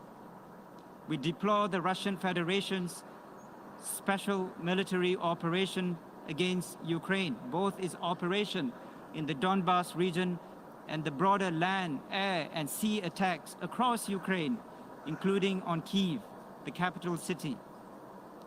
We also note with great sadness and regret reports of the growing number of casualties and the loss of many innocent lives as a result of this unjustified attack and act of war. We have taken note of the UN Humanitarian and Emergency Relief Coordinator's comments about the scale of the humanitarian assistance required to help those affected, and we call for safe and unhindered access for humanitarian assistance to Ukraine and all those in need. Mr. President, we reiterate that the sovereignty, political independence, and territorial integrity of all countries, including Ukraine, must be respected within its internationally recognized borders. The Secretary General of the United Nations has stated that he considers the actions of the Russian Federation to be a violation of the territorial integrity and sovereignty of Ukraine and inconsistent with the principles of the Charter of the United Nations. We agree with the Secretary General entirely. Let me repeat, we agree with the Secretary General entirely, and we support his call for the Russian Federation to withdraw all its troops from the territory of Ukraine and for the responsible actors to immediately cease all hostilities and prioritize diplomacy to address all issues peacefully in accordance with the UN Charter and international law. We also support the good officers of the UN Secretary General to be deployed in any way possible to facilitate diplomatic contacts and negotiations. Mr. President, let me conclude by saying that the world is watching us as we meet today in the General Assembly. As members of the General Assembly, we have to act swiftly, firmly, and with unity of purpose. Singapore is one of the main co-sponsors of the draft resolution that has been tabled for adoption in this General Assembly. Singapore will not hesitate to vote yes on this draft resolution. Singapore will always vote to uphold the principles of the UN Charter and to uphold international law. And I would like to urge all members of the General Assembly to vote yes for this resolution. And distinguished delegates, this resolution is not about taking sides. It is about upholding international law and the principles of the UN Charter. The United Nations, distinguished delegates, is being tested today. It is important that all countries, especially the small states, send a clear signal that we are united for peace and we are united to defend the principles of the Charter and that we are united to uphold international law. I thank you for your attention. I thank the distinguished representative of Singapore. We have heard the last speaker in the debate on this item for this meeting. We shall hear the remaining speakers this afternoon. I would like to inform members that at 3 p.m. today, the General Assembly will first hold the 60th plenary meeting of the 76th regular session as announced in the journal. This will be followed by the second plenary meeting of the 11th emergency special session, at which the debate on agenda item 5 will continue. The General Assembly has thus concluded this stage of its consideration of agenda item 5. The meeting is adjourned.